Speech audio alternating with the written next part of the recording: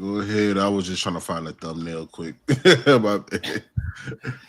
You mean to replace yourself with? Hey guys, we're live. No, just for the live. Go ahead. We are live Sunday morning, April 13th. We have your host, Angry Old Hoops, your co-host, Sports and Fitness Rants, with your morning coffee. Wake us up, buddy. Yes, sir. My man AOH does all the video footage. You know the deal, baby. And once again, we are back. Shout out to everybody in the chat with another Sunday live edition. My man Zay's in the house. We got Steam Engine here. Shout out to, again, once again, to everybody in the chat that came through early. I see you guys out there. Shout out to my man Hoop Oracle, Terry Cundiff, Carl. Shout out to all you guys. My man V, Maxie, Chill Daddy, just a fan of the game. I see all you guys out there. Lion Tamer, thank you, man. Once again, you guys know the deal. Let's roll. Spain with an early arrival. Let's let you go next. Yeah, he took on my thunder. Hello, everybody. Wow. Okay. Awesome.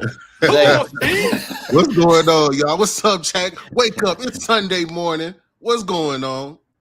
Y'all know what time it is. It's playoff time, man. You know I'm ready. Fanboys, I hope you're ready. Let's get to it. So I got this thumbnail here. Add to stage. Come on. The reason for this is I got put up in a hotel by an organization. They're recognizing some work I do outside of basketball. And this is what's outside my hotel room window. There it is. I'm sorry. Is it just me being an old head that he looks like a goof? He just doesn't look like an intimidating person to worry about meeting in the playoffs. You know what I mean? And Zay Robin told me that wasn't just a joke, that he really was wearing like a sports bra thing. No, you thought I was playing? Maybe I just don't want to believe it. Yeah, I think he's sponsored by Skims or some shit, man. I think he's sponsored by Skims, man. Shout out again to everybody in the chat, man. I see everybody out there. Shout out to my man Ghetto C the General. Shout out to Quietly Games. Shout out to Masculine MJ. Once again, guys, we really appreciate all your support, man. It's a Sunday live. You guys know the deal. The sports bra merchant. The sports bra merchant, man. Yo, Zay, he didn't believe. He thought that you were lying about that. He thought you weren't being for real. He thought you were joking about that. He didn't know that was for real. I told you, man, they got to charge him tariffs, man. They got to. Hey, man. I told y'all he wears sports bra. Ain't no wrong with, hey. Whatever you do in your spare time is up to you. But, man, just imagine in the 90s, somebody doing this in a sports bra, you know? Did you guys know he's in charge of whatever the fashion department of Converse is now? That was part of his contract. Really? He took Again, I don't know if you're kidding or was not. like $13 million plus the head of creative something with Converse, which I knew was owned by Nike, but it's actually been owned by Nike since 2003. So that kind of shifts my thinking on a lot of the Curry Under Armour stuff. I mean, that's a different conversation. But yeah, he's in charge of the creative something department of Converse for their basketball division. No, but AOH, you're right though, man. That billboard overall, he does not look intimidating at all on that billboard, man. It's not like, oh man, watch out for Shai in the postseason, man. You don't want to go against that dude. He's out there licking his lips, you know what I'm saying, putting baby oil on himself, out there wearing those skin tight outfits. I mean, look at him right there, man. Come on, he looked like he's trying to seduce somebody, man. That's exactly what I was going to say. He looks like he's worried about whether or not he looks like he has his bedroom eyes on. I'm like, that font is even soft.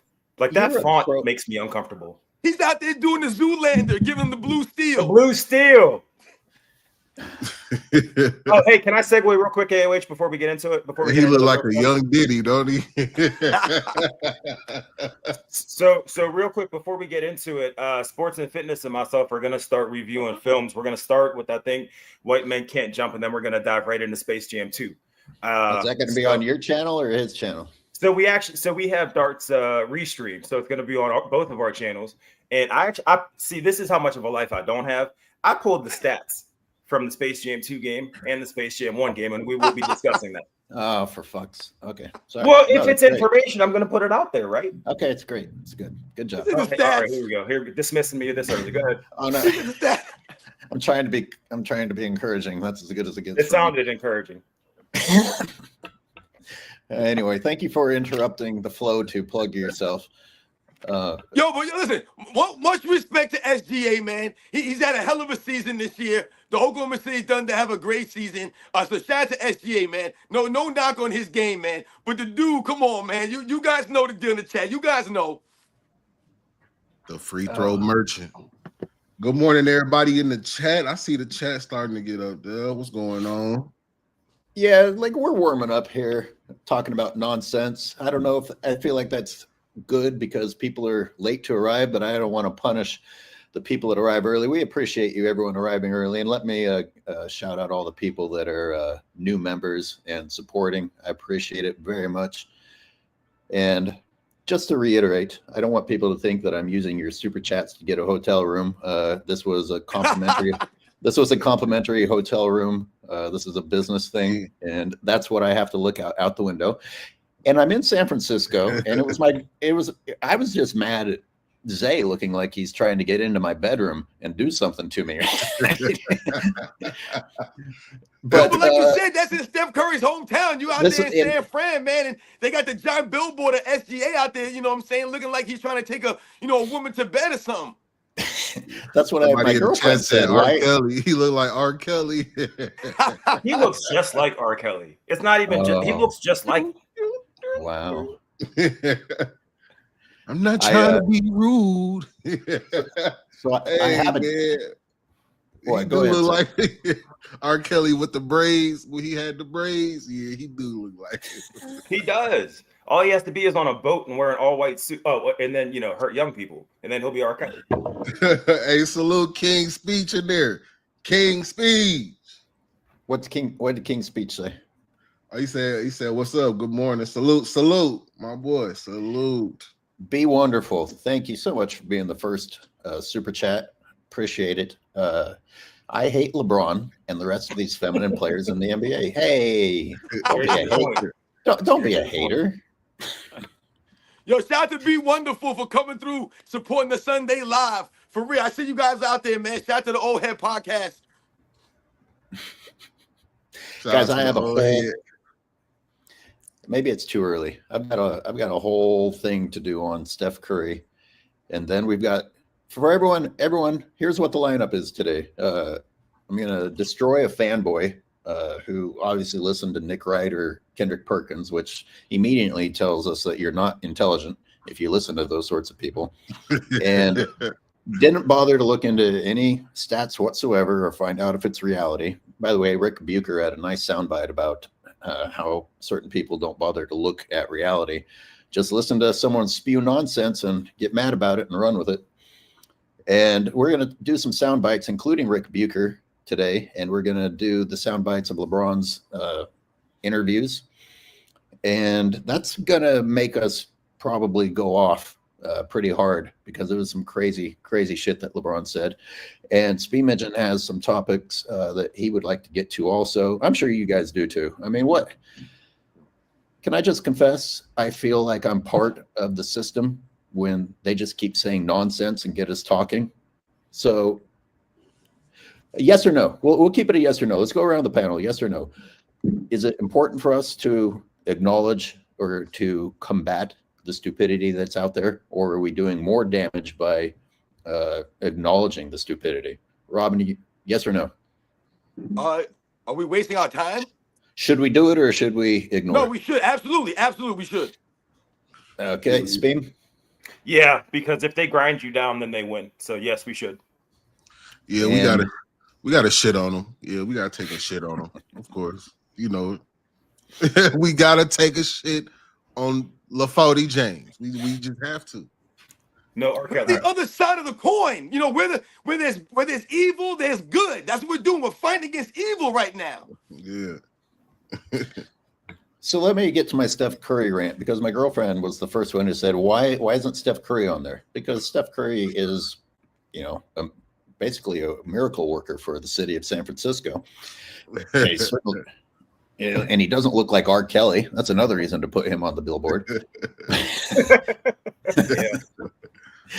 But I know Shai's up for MVP, whether he should be or not. And I'm not even saying that he shouldn't be, but like, this is how bad the sports media has become. You don't know whether someone should be or not. No. And anyways, so this LeBron boy was so anxious to shit on Steph that he was the first one to have a chat in here like days ago. Anyway, so he said something about this is Jimmy Butler's team carrying Steph Curry. And I had several thoughts on this, including stats, but here's my monologue. In the last 7 games, Curry was outscored by a teammate twice. Only one of those did the Warriors win. This is the exact opposite of what's happening with LeBron James. The only losses the Lakers have suffered have been when LeBron is first in scoring. This tells you that looking at first in scoring means you need to look at more than just a big number. You need to look at how that player is impacting the game. Yep. LeBron James scoring big has historically hurt the Lakers. And I already did a whole video on this, so I'll keep moving quickly.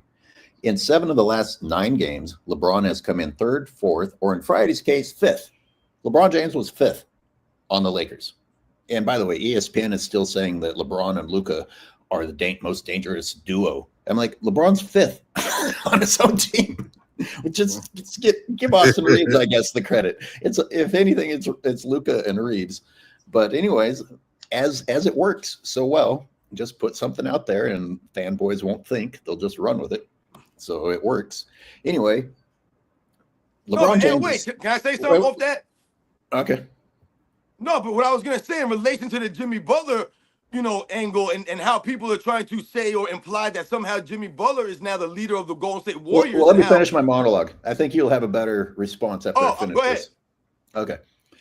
So LeBron's truly being carried, whereas with the Warriors, how Curry's night goes usually indicates how the Warriors' night is going to go. And one time Butler was the leading scorer. One time. And there's nothing wrong with having a decent other teammate who helps carry the load from time to time. Sometimes Jordan's teammates stepped up. Nothing wrong with that. That's why you have teammates. The issue with LeBron is that he's been getting carried his whole career while taking all the credit and shitting on his teammates who suffered through him being glorified while they were doing the dirty work. Now, I did the stats here. On April 11th, Curry was outscored by Butler, and the Warriors won. That's one time. On April 9th, Butler beat Curry, but he wasn't the leading scorer. The Warriors lost. When you have a night like that, it's bad news. April 8th, Steph led the team in scoring on 52% shooting. They won. April 6th, Steph is not the leading scorer, and they lose. Butler wasn't either, by the way. On April 4th, Steph is the leading scorer. He scored 36 points on 54% shooting, and they won.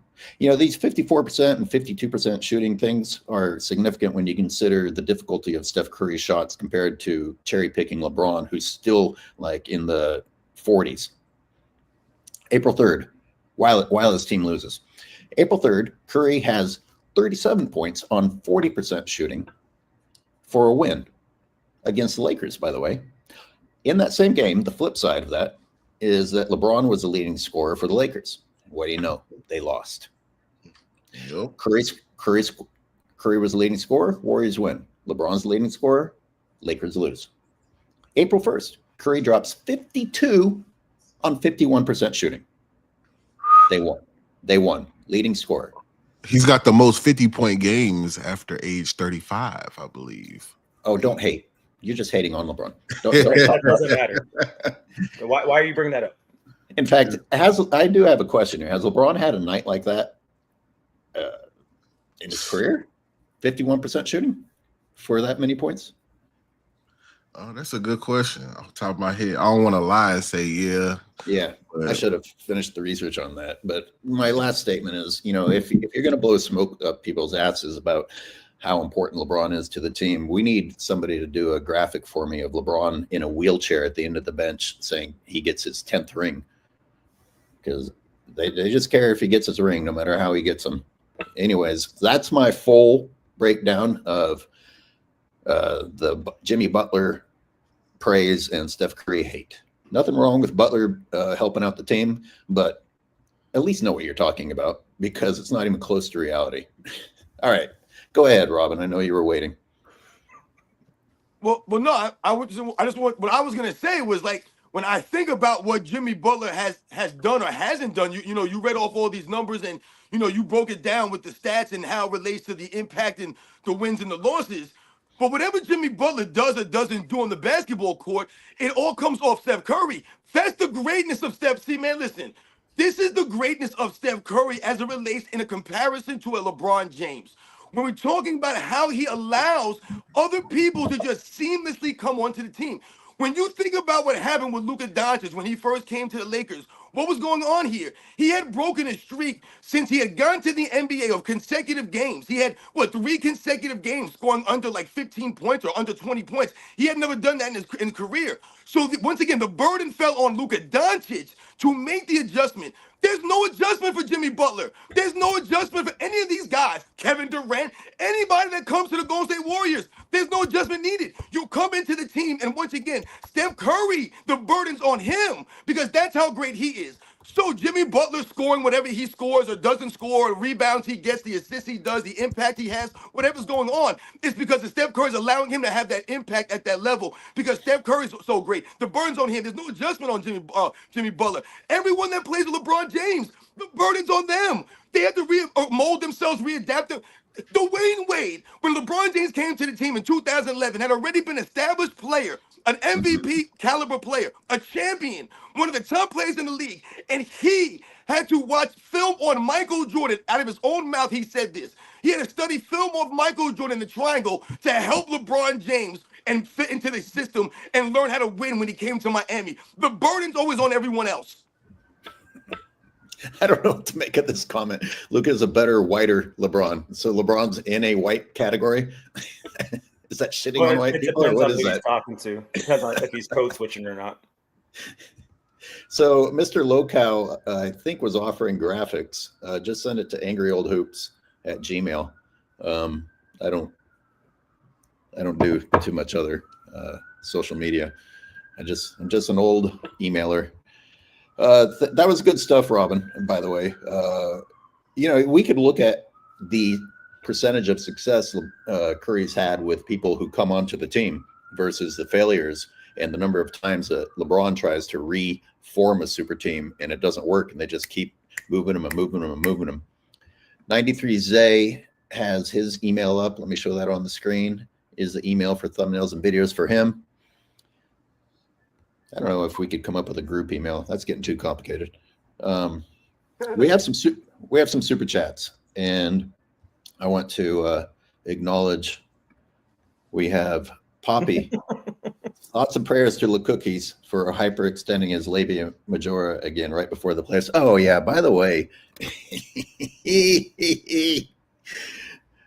so this is the game that he was out there shirtless, dunking and slamming himself into the post, and what do you know? There goes that groin. And he was playing in the blowout in the last 3 minutes of the blowout against the Pelicans. The team doesn't need you, LeBron. You're 5th in scoring. Just go fucking sit down instead of acting like you aggravated your groin. Thoughts? Anybody want to shit on LeBron a little bit on his new bullshit pre-playoff injury? That's what we're saying, man. The impact that you talked about. You know what I'm saying? The impact's not there for LeBron James. There's certain games that you just mentioned. They'll be like, oh, Steph Curry didn't score X amount of points. Oh, Steph Curry did this. Oh, he went 3 for 13. And the Golden State Warriors still somehow won the game. That's because of the impact that he has on the court. It's not just the stats, the numbers. The impact is there. It allows everyone else. LeBron James don't have that impact. Fanboys, you know what this is. He's setting you up. He had to have a pre-playoff injury so he can get the excuses ready. You already know if they lose in the first round, they're gonna say, "Well, LeBron got injured against the Rockets in the second to last game before the end of the season," and blah blah blah. You already know how this is gonna go. Fanboys, it's time for LeBron James to go be a father. To go start preparing to be a grandfather. You know what I mean? This is what he's supposed to be doing in life. He's not supposed to be running up and down the court like he's a young man, because he's no longer a young man. Yeah, it speaks to his lack of maturity. Like Ric Bucher said, at this stage, you're supposed to be acting like an elder statesman, and he's kind of doing the opposite. Like he keeps going on these talk shows and acting like a child, and his behavior on the court is childish. Like he's actually getting worse as he gets older, which I always say indicates a deep set insecurity. You know, I hate to bring up DBZ references, but he's supposed to be like Master Roshi. You know what I'm saying? But he's Mr. Satan right now. Well, Master Roshi's bald, ain't he? Yeah, he's supposed Also, to. there you go. LeBron is supposed to shave it off. It's time to shave the head off. You know what I mean? And become Master Roshi. But you're Mr. Satan, man. Come on. Jimmy James, by the way, gifted 5 Angry Old Hoops fan memberships. I still haven't figured out how to do that myself. That's a very what cool. does that mean? Yo, That's shout out very to Jimmy cool move. James. Who does that go to? Like, do you control who that goes to, or what happens after you do that? Anyway, I'll go learn. And let's, Mr. Lokow, is there a way to send you guys the thumbnails? I threw that one up earlier. I put up my email. Zay put up his email.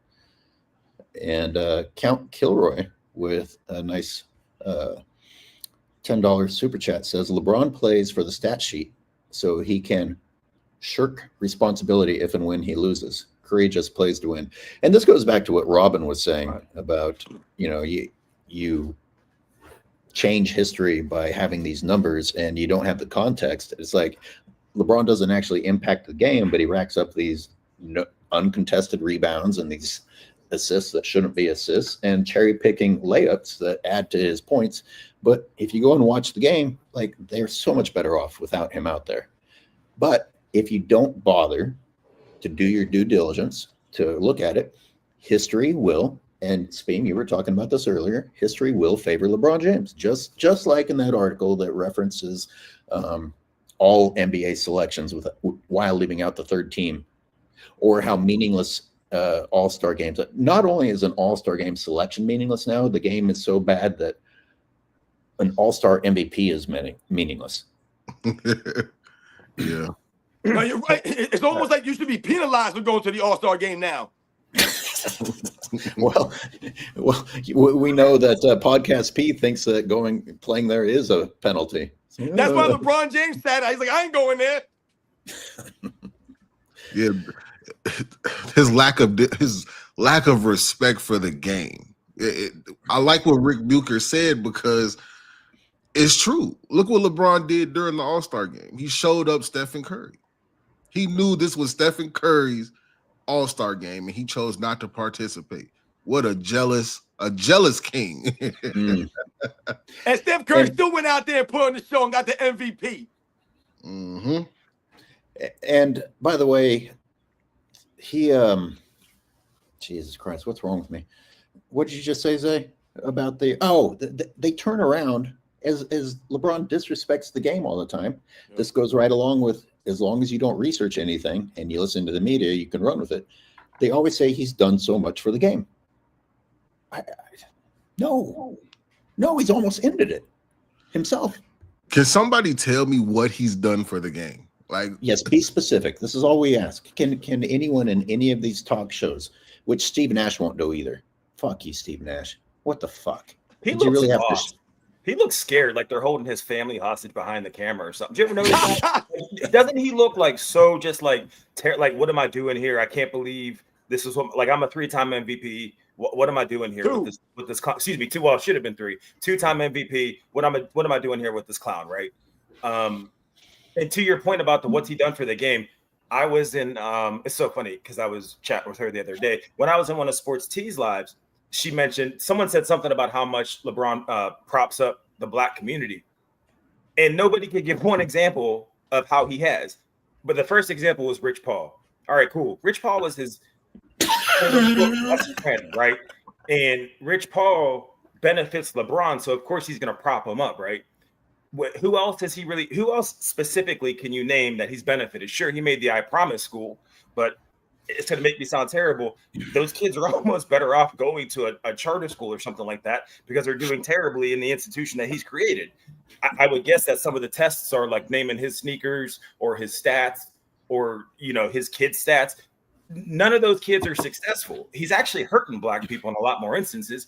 And with a lot of his false flag claims about, like the racial word being put on his home and, the whole, what's his face saying he has a posse and all his little race baiting actually sets it further back for people that have to deal with real world, stuff, world racism. He's actually hurting black people. Go ahead. No, if you want to respond to that, because I was gonna just move on. I'm gonna keep it honest, man. LeBron James saved, his close friends, as somebody that you should do. When you get to a certain level, you should save your friends, help your friends get to a certain level, at least somewhat close to you. But outside his friend group, I don't know too many people that he doesn't help. I don't know if he's helped Dwayne Wade. You know what I mean? I don't think he's helped Kyrie Irving since. You know what I mean? I don't think he's helped Kevin Love. I don't think he's helped Chris Bosh. I don't think he's helped Anthony Davis. Matter of fact, I think he's hurt these players and their legacies. Absolutely. That's the problem.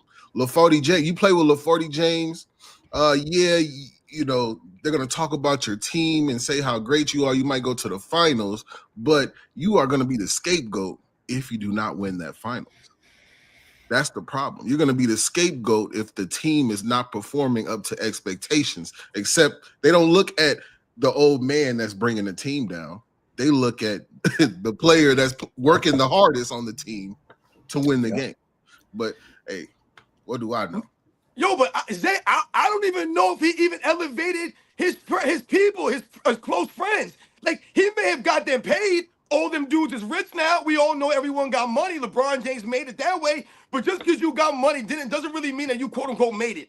And doesn't really mean that you elevated the people around you. Because when you listen to the people around LeBron James, you can often tell a lot about someone by the people they keep around them. And LeBron James surrounds himself with yes men, and all he does is use the people around him to elevate himself, not the people around him. So when you think about someone like Rich Paul, he'll sit there on a podcast and talk about, I was just as great as a three-point shooter as Ray Allen and Steph Curry and Reggie Miller. I'm up there with those guys. Like, dude, are you kidding me? And LeBron James won't come out and correct him and say he's a fool for saying some stuff like that. And Rich Paul, the same thing. You'll let your man come out here and say, that one made me the greatest of all time, without being like, come on, man, let's be honest here. Rich Paul, the same guy that said that Michael Jordan's antlers were in gold and LeBron James were in platinum. These are the same things these guys are saying. These guys are a bunch of goofs, man. These are the people LeBron James. These guys are not elevated. These guys are a bunch of idiots, man. So when I think about the people around LeBron James, look what has he done for his family. Look at his son, LeBron James Jr. Has he elevated his son? The man was getting booed in college because of his father. It's like he's using his son. He got his wife coming on stage and calling him the GOAT. Is he really elevating these people? I shouldn't even know who the hell your wife is, man. I didn't know who any of these people's wives were back in the day. They weren't saying nothing, man. I didn't know who you didn't know none of this stuff. All of a sudden now we know everyone's mama now. We don't know everyone's wife. Someone got something to say. Just shut the hell up. Y'all don't even know the damn game. My bad. Can I read the super chat before you go, or you wanna? Yeah, let's catch up on the super chats because we're falling behind. Go ahead. You want to make sure the people feel heard. You know what I'm saying? Zay, you're good at reading these. I'm gonna throw them up on the screen and read them as I throw them up there. Mikal Bridges has never missed a game in his career. Wow. Iron Man. An NBA player that plays games. My God. That's what's up, man. Thank the Lord. Goat shit. Thank the Lord. An NBA player that wants to play basketball. Animal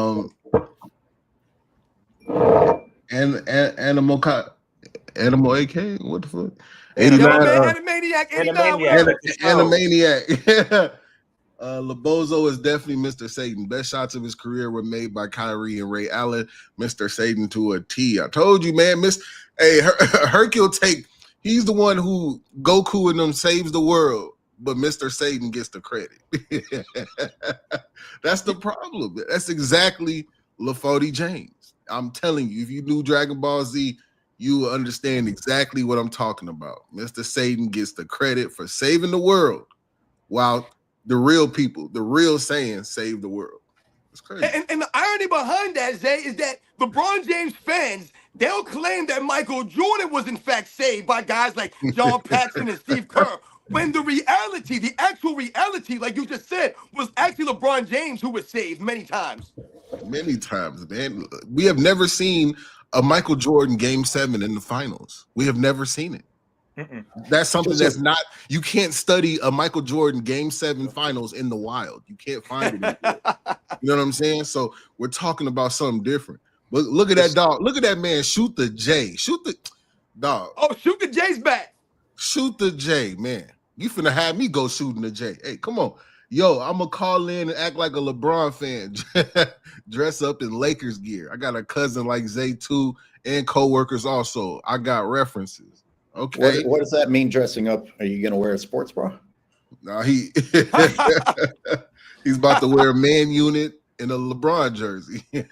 just so the viewers know what's coming. So we're going to break down LeBron's soundbite of declaring that his lack of sportsmanship is not a lack of sportsmanship. We're going to talk about him flip-flopping to it being a process that apparently only applies to him. And we also have the Ric Bucher sound bites, which, by the way, there's a lot. And Ric Bucher's podcast doesn't appear to be on YouTube. I had to find it on Spotify to hear the whole thing. But boy, is there a lot. And I think we'll talk about his serious question that he poses to LeBron fans. And we'll get through these super chats and then move on to that. We appreciate the super chats very much. And you read Shoot the J. What's this next one to say, Zay? From Praise the Don. LeGay and his fairy spittle community fans ruined basketball. Steph is better than LeBron all time. I don't care what anybody says. Of course, everything that Steph Curry does is harder. He doesn't even shoot free throws. Steph Curry has never been top 10 in free throws, man. When Steph Curry is constantly getting harassed game after game. They're constantly pushing him, grabbing him, fouling him at the three-point line, and the referees just stand there. If Curry was top 10 in the free throws, you understand he would have some of the highest scoring seasons of all time, man. Even in his 33-point game average season, he didn't shoot top 10 in free throws. Come on. Put some respect on Curry. He really get it out the mud. He does. Zay, somebody did a video the other day about if Curry got the same whistle as any of the top 10 free throw guys, he'd average somewhere between 37 and 39 points a game. That's a fact. Wow. Yeah. That is a fact. Wow. And yet it's LeBron who's going on podcasts talking about being in the lower half of foul calls, which, by the way, Ric Bucher broke down in detail is the opposite of the truth. And just the fact that, LeBron basically didn't deny that he flops, despite the fact that he denies that he flops. Instead, he went on to making an excuse for flopping by saying, hey, I don't get whistles.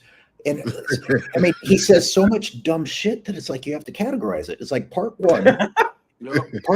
Part one is that you basically just admitted that you flop and decided to justify it, when in fact multiple times you've said, I don't even know what flopping is. I need to learn how to do that.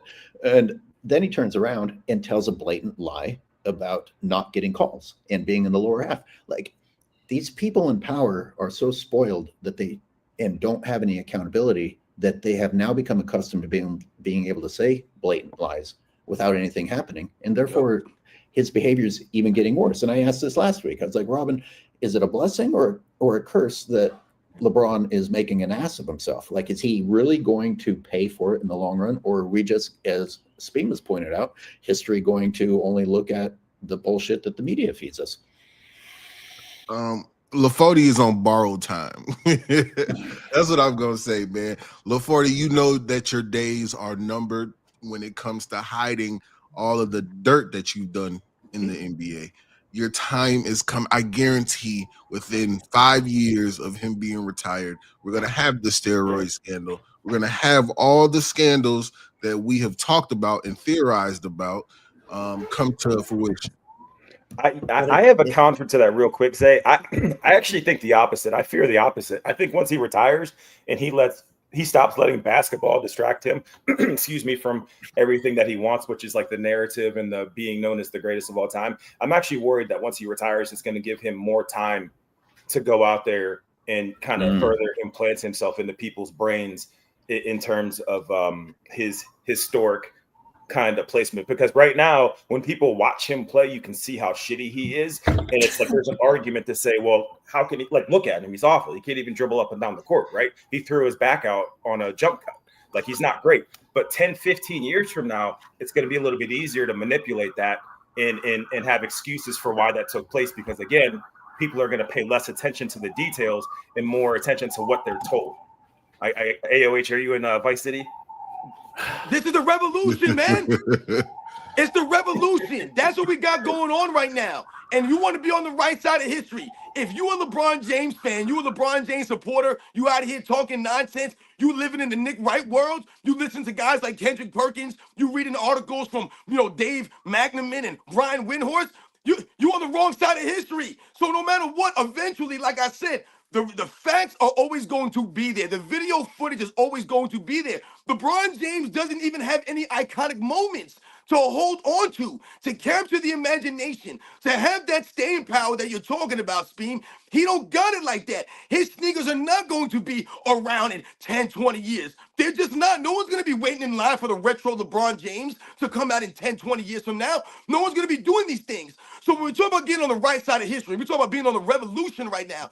We're the ones standing up, setting the record straight. So that's why it's very important what we do, and that's why what we're doing definitely matters and has an impact, because the facts remain the same, and that's all we got are the facts out here. AOH, you on mute. Sorry, I was trying to mute out Vice City there. LaForty is a deadbeat dad. This is from Pappy. By the way, the fire department and the police here do absolutely nothing. They just drive around making noise and never fucking go anywhere.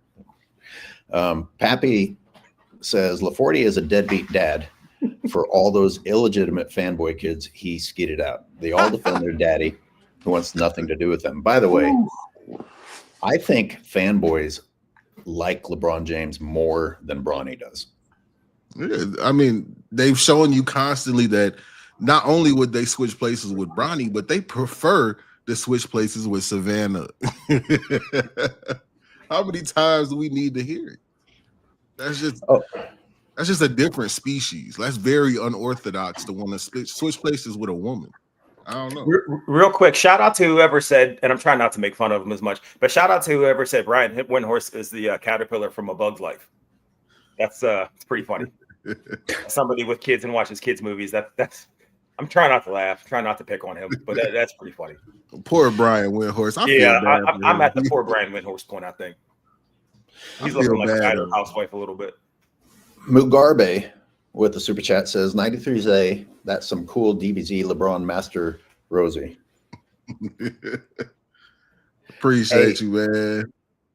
Speaking of manipulating history, you're talking about, LeBron doesn't look good on the court, but if a little small detail, a lot of people want to notice, because, I go to the leaderboards to point out that LeBron isn't a leader in anything except for turnovers.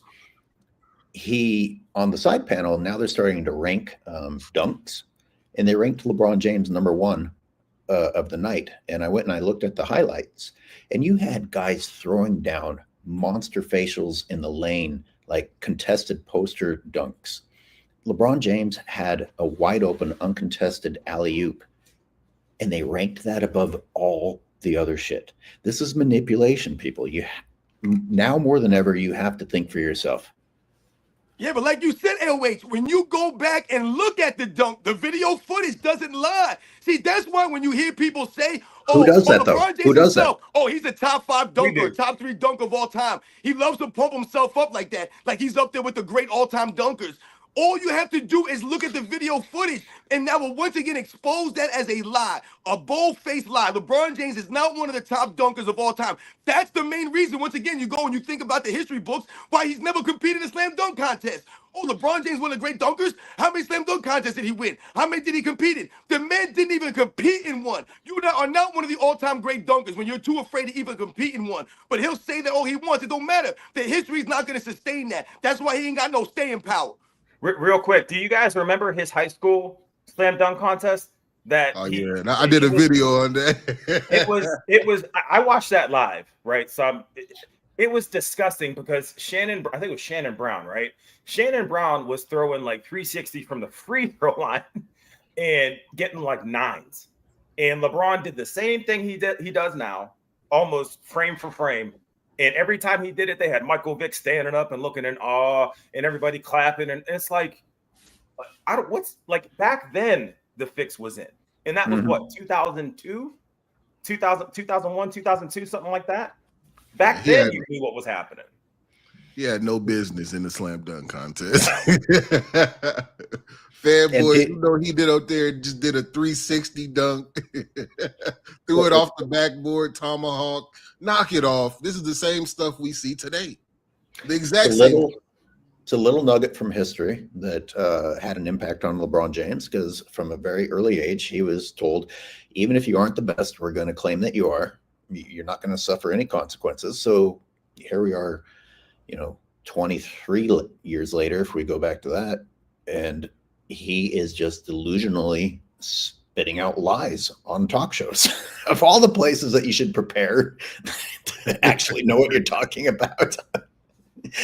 Anyway, Shai, we got to get through these super chats and then get to the sound bites. All right, Shai's Cal. He said, AOH, thank you for your analysis. I've learned a lot from you over the years, and good on you for building these important alliances in sports dialogue. Yes. Thank you. Shai's Cal, thank you.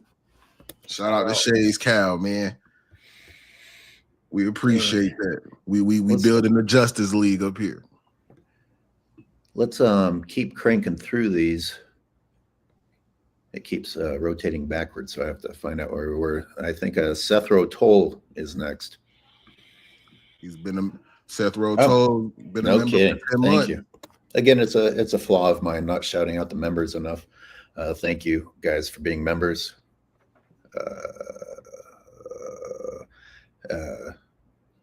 Krzysztof Senko is a new member.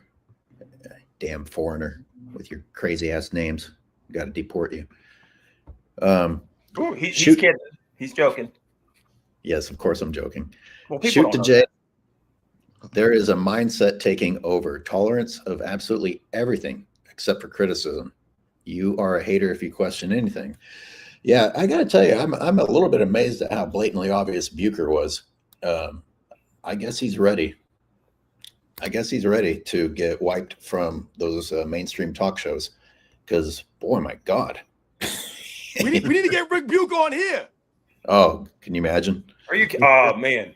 That'd be the one time I'd come here sober. I'll tell you what. Yo, shout out to Ric Bucher, man. If anybody know Ric Bucher, if you're listening, man, if you hear us out there in the airways, man, come on a Sunday Live, man. Come join us over here, man. AOH, real quick, before you play the clip, you said you had a hard time finding it on YouTube? Yeah. It's called On the Ball Podcast with Ric Bucher. And all I could find was the sound bites from other people. I had to go to Apple or Spotify to find his podcast. I guess my question would be then, is his podcast typically hard to find on YouTube? And this was like the first one where it's like difficult to find, and that just happened to be a LeBron topic? Or is it more of a coincidence that it's a LeBron topic and now you can't find it on YouTube? Because I remember when LeBron said something real homophobic when What's-His-Face came out of the closet about 15 years ago. And you can't find that story anywhere now. Like, that stuff is actively being wiped from the internet. Did you see my thing about Hartenstein blocking him? Yeah. I searched for it, and it showed me highlights of LeBron James making good plays instead of showing me exactly what I searched for. And Google owns YouTube, so that's not an accident. You know better. You know better. Be wonderful. Just from his lies and the way he carries himself, LeBron is just a piece of crap human being. Boy, is he ever. Oh yeah. Shout out to Be Wonderful. See, people are starting to understand that they're starting to catch on to LeBron James' act, man. They're opening their eyes now. It's about LeBron James, how he carries himself, because all of this stuff all impacts his on-court game. One of the main reasons why LeBron James has never worked on his overall game is because he's never felt the need to, because he's LeBron James. He's a narcissist like that. He's once again rested on his laurels. And the NBA's allowed him to do this by, lessening the rules and, making it so soft and allowing him to travel and carry the ball. I mean, listen, man, I'm literally having nightmares about that play that AOH showed when he had LeBron James. The man had the ball on the hip.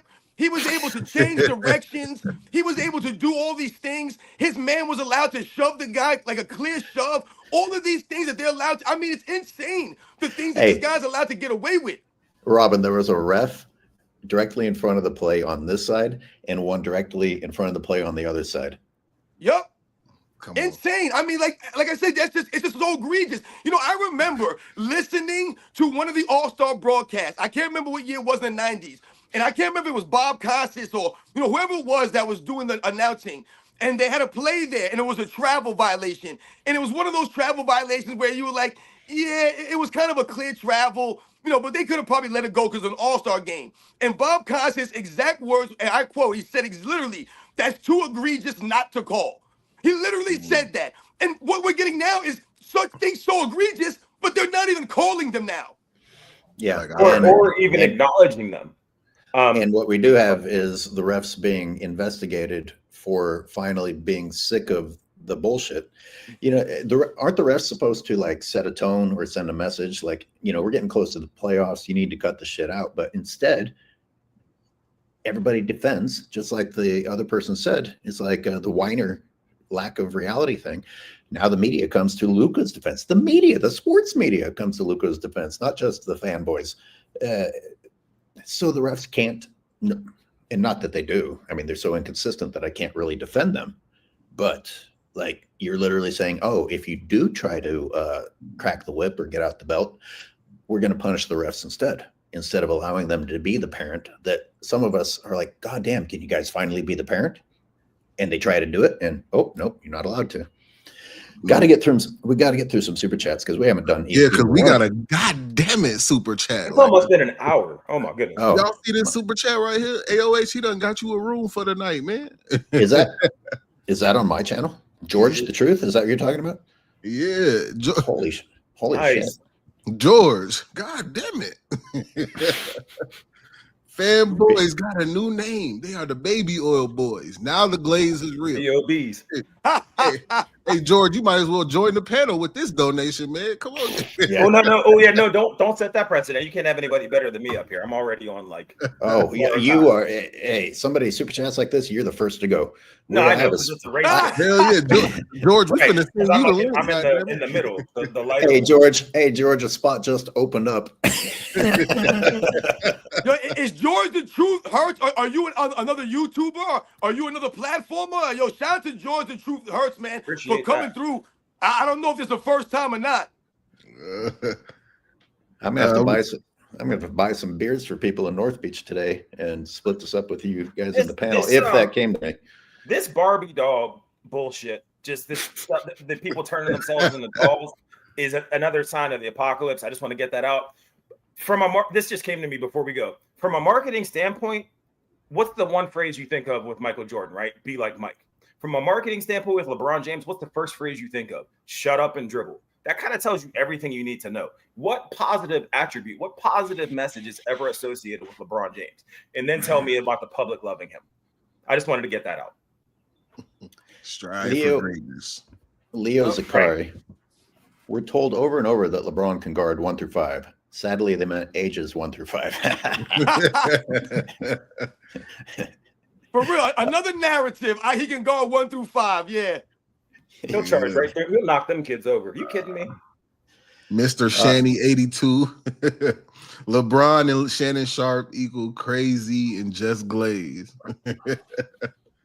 I like that. Crazy like and that. just glaze. Like Just the glaze? Rockefeller is record. fantastic. That was pretty. Yo, you guys got some skills, man. Shout out to all you guys out there that come through, like I said, that share these things with us. Much respect, guys. King's Speech is back. The LaFall. Yeah, go ahead. No, my bad. Go ahead. My bad. All right. You got a better reading voice than I do. Anyway, take it. Says King's Speech roll. He said the LaFall is inevitable. Salute, guys. Salute King's Speech. Yeah, much respect to King's Speech roll. Yo, wait, I think you might need to just roll some of that audio, man, and we'll catch up with the supers after. I hear you, but we're actually starting to really get a bunch of them. Okay, let's do some of the audio. You're right. Let's switch it up. So let me add this to the stage. We're going to catch up with you guys, yo. What? No, I said we're going to catch up with the supers. We're going to catch up with them. He said, okay, what? guys. So here we go. Widely criticized for walking off the court after Game 6 of the Eastern Conference Finals without shaking hands with any Orlando players and refusing to speak with the media.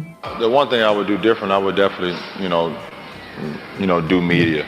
I realize that, you guys' job doesn't begin until ours end.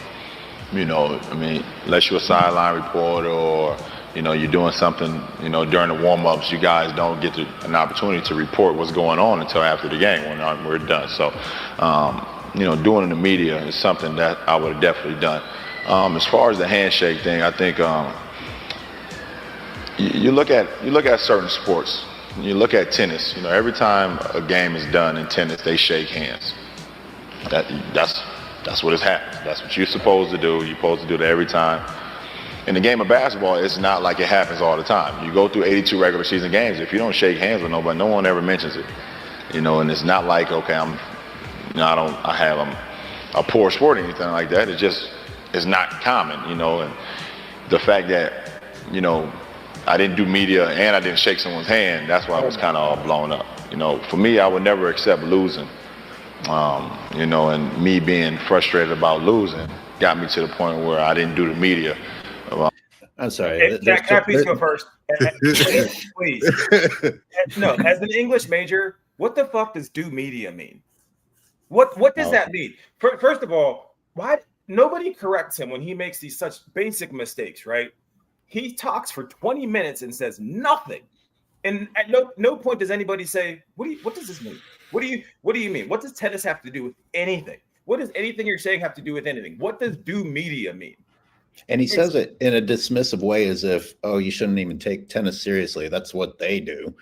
What they do. Right, but exactly. The other thing is, up on that. The other thing is, you know how many matches tennis players have to play? Does he know how many before he said that? They don't just, it's not just the ones that you tune into, LeBron. They have to play a shitload to qualify to get to all of these tournaments that we see.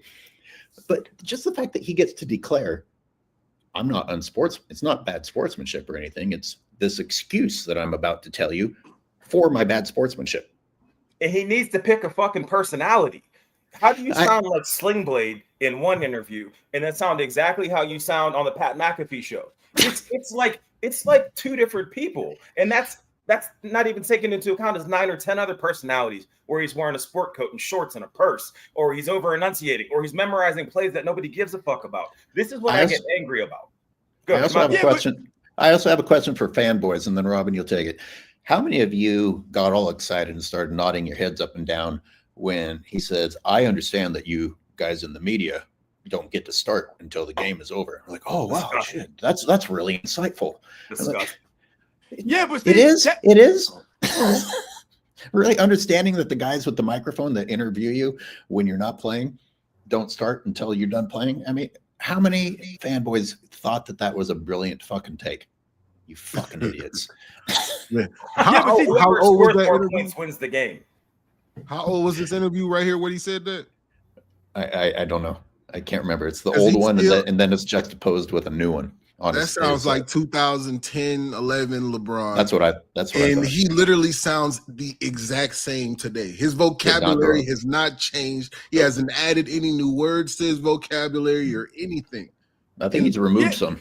But you know you're what right. really bothers me about that entire clip is, like you mentioned, AOH, the disgust and the way that he speaks down to the common folk. He acts as if those people's jobs literally start as soon as the game ends. Are you kidding me? Those reporters are putting in work all day long. Yeah. They're doing stuff all day long, LeBron James. And besides that, are we really to believe that when you get to the arena, all the people that have that arena prepared and ready to go for the basketball game, they just start their job when you get there? No, they're doing their job way before you even get to the arena. So stop acting like you're the only one in the world that has things going on. You're the only one working. Everything starts and stops when you live. It's insane for LeBron James to make these comments.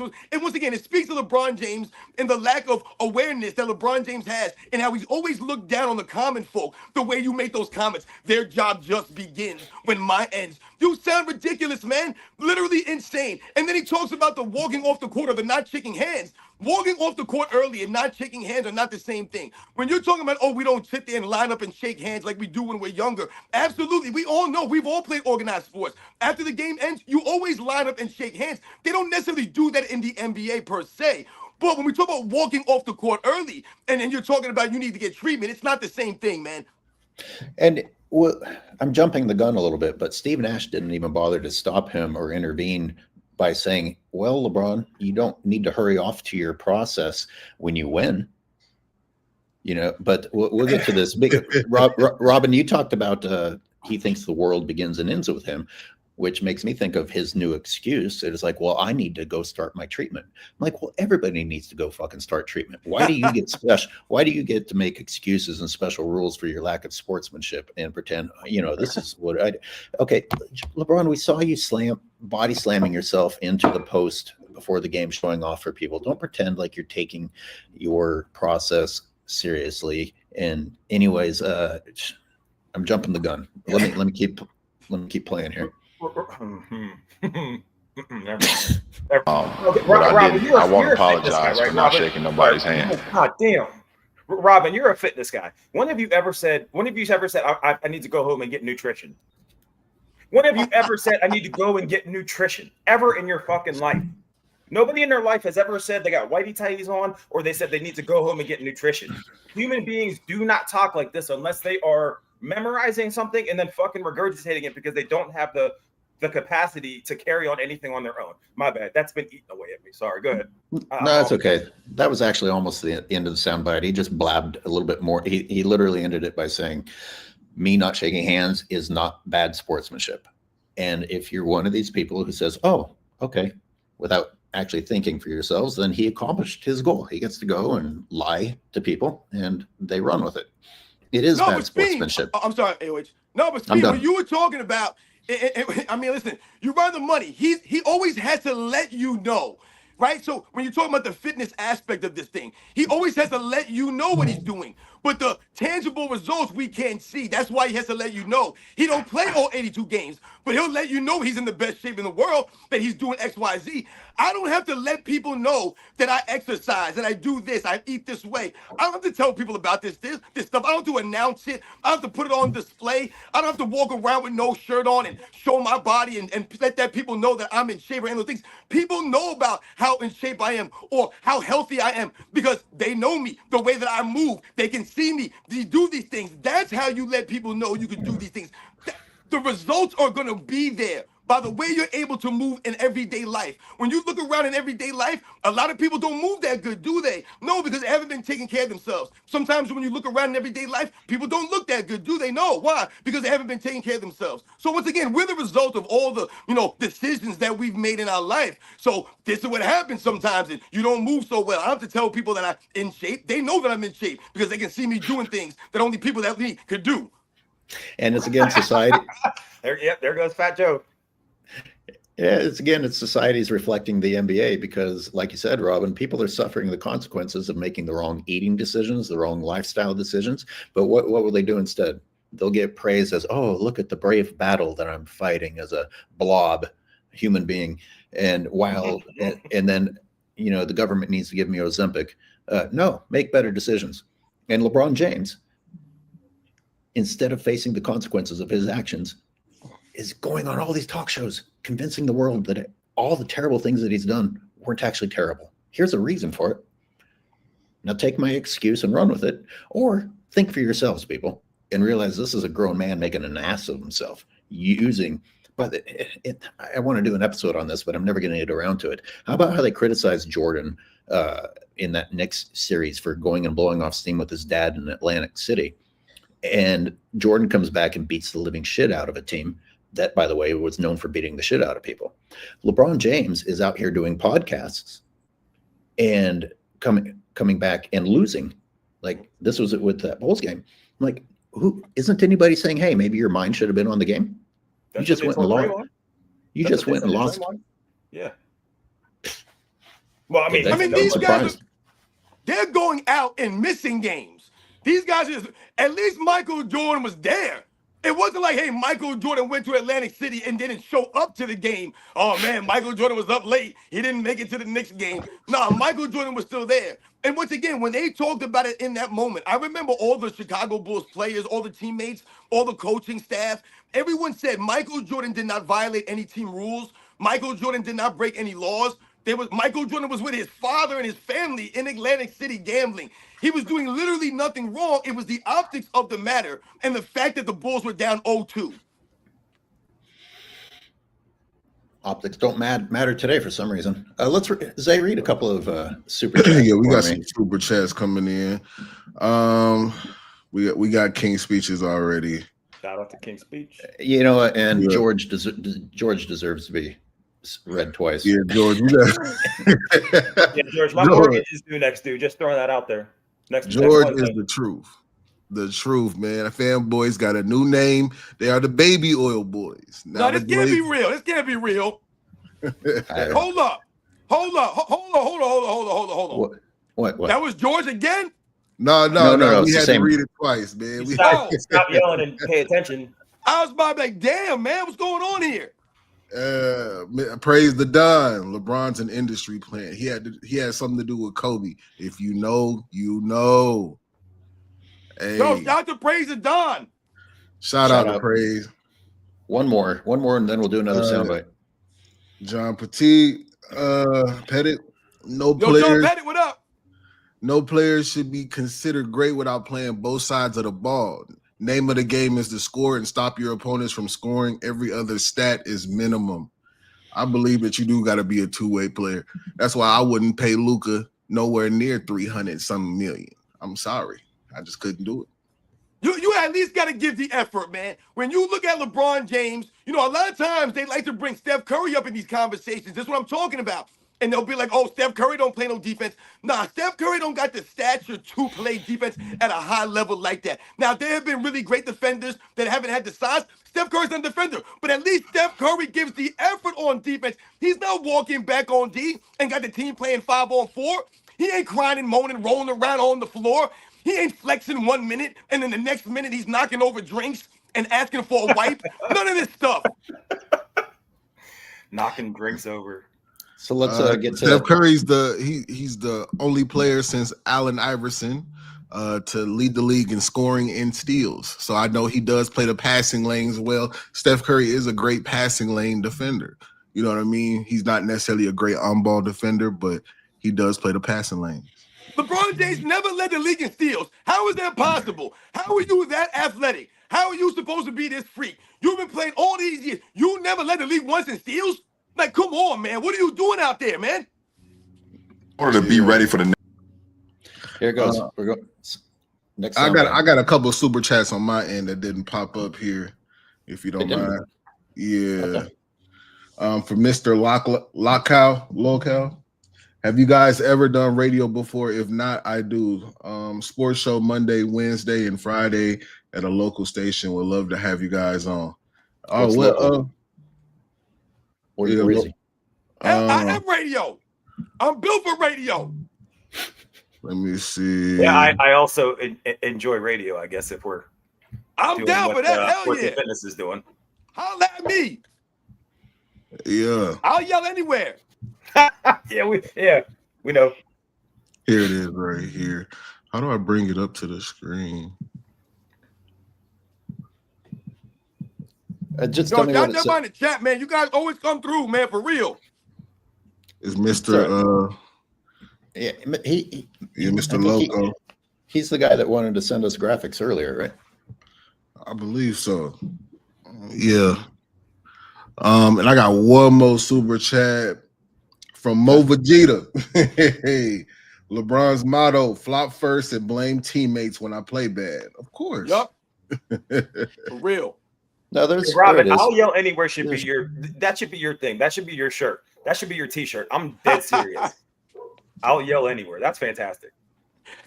For real. I'll yell anywhere. That's such a great line. Like I'm not even being like sarcastic. That's pretty good. A pathological. He gave my bad. Sorry, I didn't mean to cut you off. He said the station is 98, not 980. Wait, just move. 980 WCAP. That's the name of the station. All right, we'll have to look that up later. Appreciate that compliment. Just tell me the city. Would be simple. Yeah, tell us the city. I might blow out the airwaves. And if you guys have suggestions for movies that Robin and I can review, throw them in the chat. I'm looking forward to Space Jam 2 myself because, like I said, I did pull the stats, shooting percentages, rebounds, what have you. I'm looking forward to tearing it apart. Okay, let's get back to the soundbite. LeBron James has been widely criticized for Whatever it is, it starts right after the game ends and you sit down, you know. So Let me start it over. Here we go. in order to be ready for the next game or the road, whatever it is, it starts right after the game ends and you sit down, you know. Sorry, I'll stop it right there. How can he say that when he's making plans to go to a podcast? Okay, I'm sorry. So I'm getting right to the ice and I'm getting right to nutrition and getting fluids back into me because I need to start preparing for the next game. So it's funny. A lot of people like see me like walking off the court, when there's like time left in the game. Right. Like no matter if it's a loss or a win, the reason I'm trying to get to the locker room so I can start. I think I saw a clip from last night. Yeah. Now, hold on. Is Steve Nash being a little bit clever there, trying to show everything? Like, yeah, you did it again. Yeah, we see you do it all the time. But again, it's LeBron James making rules for himself. It's like, oh, you people see me walk off the court and you're wrong. No, you're doing it. And again, with what I said earlier about the podcast, you have time for sportsmanship and to greet people after the games and still ice yourself if you aren't in a hurry to go blab your lies on a podcast somewhere. That shouldn't be your priority. Sportsmanship should be your priority, especially when your podcast is just going to tell people lies. The game was a wrap. He's hungry. I got to get to the locker room to start my process to get ready for the next game. That's so amazing. I'll be sitting in the locker room. He said that's amazing. This is irresponsible. Like Steve Nash is being he's being an irresponsible citizen, not calling this bullshit out. He is. He's so fucking full of himself. Oh, it's funny. Who the fuck said it's funny? First of all, second of all, it's like this is why people say, "Who the fuck do you think you are?" Like, oh man. And Steve Nash is kind of like co-signing all this. I don't think he was being clever. I think he's like, oh Christ, like I got to keep this job. I better, keep verifying everything this man is saying. And it gets worse. And again, I got to drink. I got to drink my fucking fluids. Before I get further upset because I don't drink water or juice. Are you starting your process?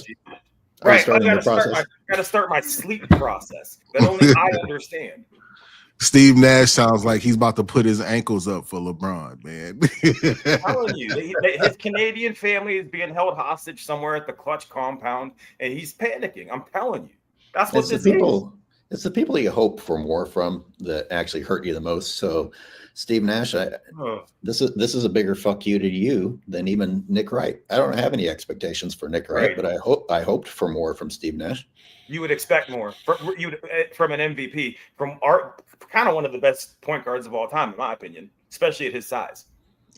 Speaking of Nick Wright, I seen a clip yesterday where Nick Wright was actually saying that even though the Warriors had Kevin Durant, they still couldn't beat the Cleveland Cavaliers. What? What? Yeah. Yes. I seen a clip that said he was like Kevin Durant has never been at any point in time anywhere near the player that LeBron is. Jesus Christ. I gotta go smoke now. I'll be right back. Oh, like my God. I know he hate this soundbite, man. All right. Let's get through this sound. Boom, foot on the ice bags on. I got my smoothie and my fruit, and I'm already getting to it right now. So like, that's amazing. Like people will probably see you leave the court and be like, "No, damn, he's Yo, they had that. It was funny when during a loss, they was like, "Oh, he's a poor sport." He's leaving the court, they lost, and then they start seeing me do it during the wins. They was like, well. He's no sportsmanship. That's a great thing for fans to know. Like that's how dialed you are on your process. Is like I cannot wait for the next step in the process. You're not sitting there ready to like chest bump at the buzzer. Let me get in this tub. Let's get this done. Right. Let's get the right food in. That's amazing. I mean, I appreciate it. In order to again, I appreciate it. Again, he said that's amazing again. So he'll sit there and tell everybody out there that, he's so dialed in that he's just waiting for the next game. I'm already thinking about the next game. That's what you're doing during the game before the game's even over. You're so concerned about the next game. That's how dialed you are. Then why the hell are you not getting across half court during that game? Why are you not playing defense during the game? It doesn't make any sense. What LeBron James says does not match the effort and what we see on the court. It doesn't match it. So he talks the talk, but he's not walking the walk. Once again, you're putting all this energy and effort into your body by doing all of this all of this treatment and stuff. You're that dialed in, but you haven't played 82 games but one time in your career. So where are the results? Michael Jordan at 40 years old on bad knees played 37 minutes a night in all 82 games. But more importantly, it was the effort that he gave during those minutes. 37 minutes a night. I think right now in today's NBA would have him top 5 in the league in minutes played. And once again, Michael Jordan was actually giving effort out there, genuine effort. It's crazy, man. We got to study Steve Nash because we're watching a Hall of Famer lower his standard, lower his integrity, and arch his back for LeBron James. I can't believe what I'm hearing. Steve Nash would never do none of these things. How is this incredible? How is this some powerful routine to shit on the other players on the other team? The ease with which Steve Nash could have come back on that too is a little so mind-boggling because LeBron doesn't even actually explain the words that he says, where he says, well, people are seeing me leave when we're losing and calling it bad sportsmanship, and then they see me on the court when we win. I'm like, you just admitted that you're inconsistent and you're not in a rush to get to the process when you win. And Steve Nash said nothing. And LeBron is so gone in his delusional world of people who don't challenge him, they doesn't even understand that he just admitted that it is bad sportsmanship and you pick and choose when you do it. But how does no one, fanboys, like, did your brain pick up on that at all? Yo, he said, I'm going to go grab my smoothie. He said, I got my smoothie in my hand. Are you kidding me, man? And that's amazing. Steve Nash. How is one person alive allowed to say smoothie and tidy whities in the same month, year, whatever, ever, like in life? Let's crank Dude through said, some. I got my smoothie in my hand. Smoothies. See, if we fall too far behind on the super chats, we won't get the ones that pertain to what we just talked about. So insane. Mr. J, a pathological liar will lie even if it harms him. Yeah, it's kind of like what we just said. He doesn't even understand that he is harming himself because he doesn't have any true friends. It's all a yes men. Wait, hold on. So you're saying he's ignorant of the fact that he's doing damage to himself? Is that what you're saying? I think he's been unchecked to such an extent that he doesn't even know how to understand when he's fucking up. Don't you kind of feel like that takes some of the blame away from him personally, though? I never thought about that stance until you said it. No, he's the one doing it. Who are you going to blame? It just makes him seem like a victim when you phrase it like that. Oh, Jesus. It does. Stop. Jesus. You know what? You just put the thought in the fanboys' heads. LeBron is the victim. Good one, Zay. Good one, Zay. He's the victim of himself. Oh my God. Coco Hulk. Go ahead. Now, you've been reading my bad. Go ahead. Coco Hulk looks like balance on the panel now. What is that emoji? I don't do emojis. What is that? Looks like no sound. Something narrative. I'm old. I don't can know. barely see that shit. I think that's a speaker. Yeah. Okay. Now stop the narratives, maybe. I don't know. Shoot the J. Shoot the J trying to pay our rent today, man. Shoot the What's J. He been paying rent. Shit. Jamal Murray blocked LeBron on a layup to close out the sweep a couple years ago. You can't find that anywhere. Oh, yeah, that's right. I didn't even know that took place. Really? Yeah, I really feel like he got people that scrub footage on the internet. I really do. Because remember that guy at the Nike camp? Remember the Nike camp? That was Crawford, wasn't it? Yeah. Crawford? Yep. He got dunked on at the Nike camp. He stopped the game. He said, "Hey, give me that tape. Come here." You can only find that shit on the dark web. That video. Yep. You got to go on tour just to find the damn video, man. That's crazy. That's just right under like child trafficking and illegal print. You find the LeBron gets dunked on tape. This is the your Mr. Lo Chow comment does show up here. Okay, there it is. We already read that. To go in order. Mo, go ahead. Read them as I put them on the screen. Oh yeah, we read Mo's already. We met Mo Vegeta. Shout out Mo Vegeta gang. Mo Vegeta. Mad into it. Into it sports. The Balco conversation needs to continue. This guy needs to go. Yes, sir. LeBalco. Johnny Kane. How many more seasons do you think he will play? Jeez. Hopefully just one more. Yeah. That's a scary reality for a lot of the true basketball fans out there, man. I saw, it's interesting when LeBron James was speaking, Airways, when you had that clip playing. What I saw in the chat was a lot of people saying that they can't listen to LeBron James speak. You saw people with the vomit emojis, all this kinds of stuff. Really, when you think about that, you can't listen to LeBron James speak.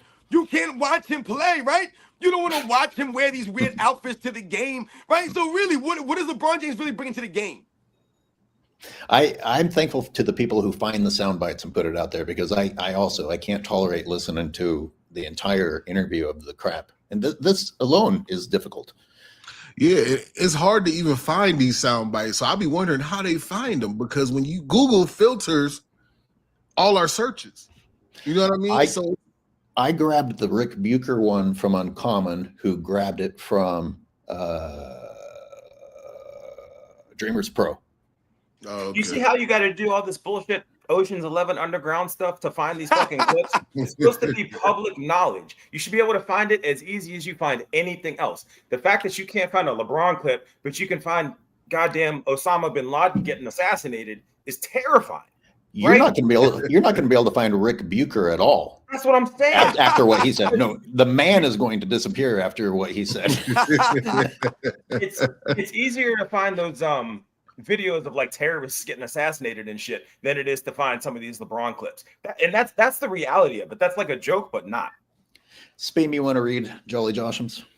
Yeah, Jolly Joshams, $5, thank you. It makes sense the way he talks down to people. After all, he is a Barbie girl in a Barbie world. It's yeah. Yo, shout out to Jolly Joshams, for real, man, for real. LeBron James, he's always talked down to the common folk. He's even doing it in that podcast. It's like, you dipshits see me leave the game early and think it's bad sportsmanship. You're just too dumb to understand that I have an excuse ready. I'd love to know what the level of his media training actually is. Hey, Sports and Fitness, read this one because it's for you. Oh, shout out to the lowly one, always coming through and supporting our live streams. He says, apparently punching a whiteboard after getting swept in the finals is considered very nutritious. Yep. Said no one ever.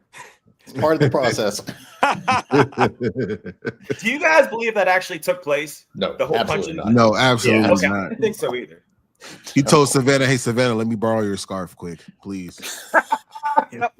See, and what it is with LeBron James, the sad part for LeBron James, and really the terrible part about LeBron James is that he has to let everyone know that he's dealing with that injury. He has to let everyone know that he has an injury, because like you said, Airways, it's always an excuse. I don't know why he'd need to borrow any thing from Savannah. I'm sure he wears nearly the same shit at this point. 32 Trey is a new member. Thank you. And Rise Above Anything says LeBron, one season, 82 games, shake my head, never led the NBA in steals. You know, he's got these physical advantages. He's got these physical advantages that Steph Curry doesn't, and still can't do what Steph Curry does. If LeBron James didn't have his physical advantages, he'd have nothing. And then when the lack of skill that he had diminished even further, the NBA changed the rules to allow him to just use his size advantage. Exactly. Let's see. La Bizarro Jordan. LeBron is going to politics. He sees that it's not what happens, but who reports it. His legacy is propaganda. Well, you're onto something there. Yeah, but listen, like I said earlier, listen, you're right. And maybe in the short term, you know, when people report now, you say you may be able to write these things because, you know, you're trying to write the story. But being on the right side of history is going to catch up with you eventually. For example, what are you seeing now happening? All these years later, they're tearing down statues. They're taking down people's street signs. What are they doing now? They're correcting the mistakes that people may have made back in the day. I'm not saying it's right or wrong, but this is what happens. This is all these years later. So yeah, it may not be 5 years down the road. It may not be 10. We may not be around for it. But somewhere down there, like I said, you're going to be on the wrong side of history. Real quick. Jacob Seed, a white boy with a fake afro. He's making fun of black people. AOH, that's directed towards you. I know you don't care, but I do. This is what pisses me off. We've been talking basketball, which is a 99.3%, whatever the percentage is, black sport for like years now, right? We make fun of one person, not even make fun of, just kind of point shit out. And now all of a sudden, race gets brought into it. I don't care what people think, but to me, that is the lowest hanging fruit argument you can possibly have in a sport that's mostly black people. You know what I mean? And AOH, again, I know you don't care, but like that shit drives me crazy because it's like if we were sitting here talking shit on goddamn Austin Reeves, who you kind of do look like without all that bullshit on. Oh, fuck off. That's racist. But you see what I'm saying? It's frustrating for it to be reduced to that is all. They're not even. That's it. I got the Bob Ross hair, and even that's not good enough. Yeah, right. It proves my previous point that you guys call anything an afro, just because you in your own minds have an idea of what the curly hair stands for. That's your own racism. You know how many people throughout history have sported this look? It's a style, it's a look, it's a fashion. This is my 70s tribute. For you to narrow-mindedly put it into a category of, oh, that means a black man, is your problem. Yeah, like you don't see white people with curly hair? You've never seen a white person with curly hair? Yeah, it's dumb. Jimi Hendrix's entire rhythm section looked like this. You know what I mean? This dude up in the comment section, Jacob C, saying AOH, what'd he say? He said AOH, the fake white boy with the afro going into slavery. Like, dude, you know, I'm gonna keep it real, man. I've reached out to a few black content creators to, you know what I'm saying, to do work with, you know, possibly go on live with. And the only person that reached out was AOH. No, that's not true. I was just a nobody when I responded to you. That's not true. The white man reached his hand down to help pull me up. Thank you. I appreciate you, AOH. You a real one. Fuck out of here. Anyways, we'll do an entire episode on this shit maybe someday, but we won't acknowledge them anymore. I appreciate that you appreciate Zay. We all like. Bro, you already know, AOH. You a real one to me, man. Fuck all that. I put up with it. I hope you don't say that just because I gave you a chance on the show. I'm not shitty enough to come on here and actually try to make fun of an ethnicity. This is not what I'm doing. No, if any of you thought that's what I was doing at any point in time, I would have hoped that you would have refused to work with me. No, never. No, bro. You don't come off that type of way at all, bro. You hit it on the head, AOH. Like you just said, if we felt a certain type of way about you, the character, whatever we think that you stand for, then we wouldn't be working with you. I wouldn't be doing these Sunday shows. I wouldn't be doing any shows with you. But once I again, hope you've so. always been for real with me from the start. And you've always shown me respect, and I've always respected your channel and what you brought to the table and your knowledge on the game. And like I said, this has always been about the sport of basketball and being about true basketball fans out here. And like I said, the things that you've been doing, man. So like I said, if I didn't think you were that dude, we wouldn't be working with you. So shout out to my man Ail Waste, the czar of video footage, man. I appreciate it. And you put me on too. So again, and I feel like I mention that every few shows. So yeah, well, it's in your case, it's a government program. I'm getting right. It's DEI. It's DEI. Hi, hey, Tayo says LeBron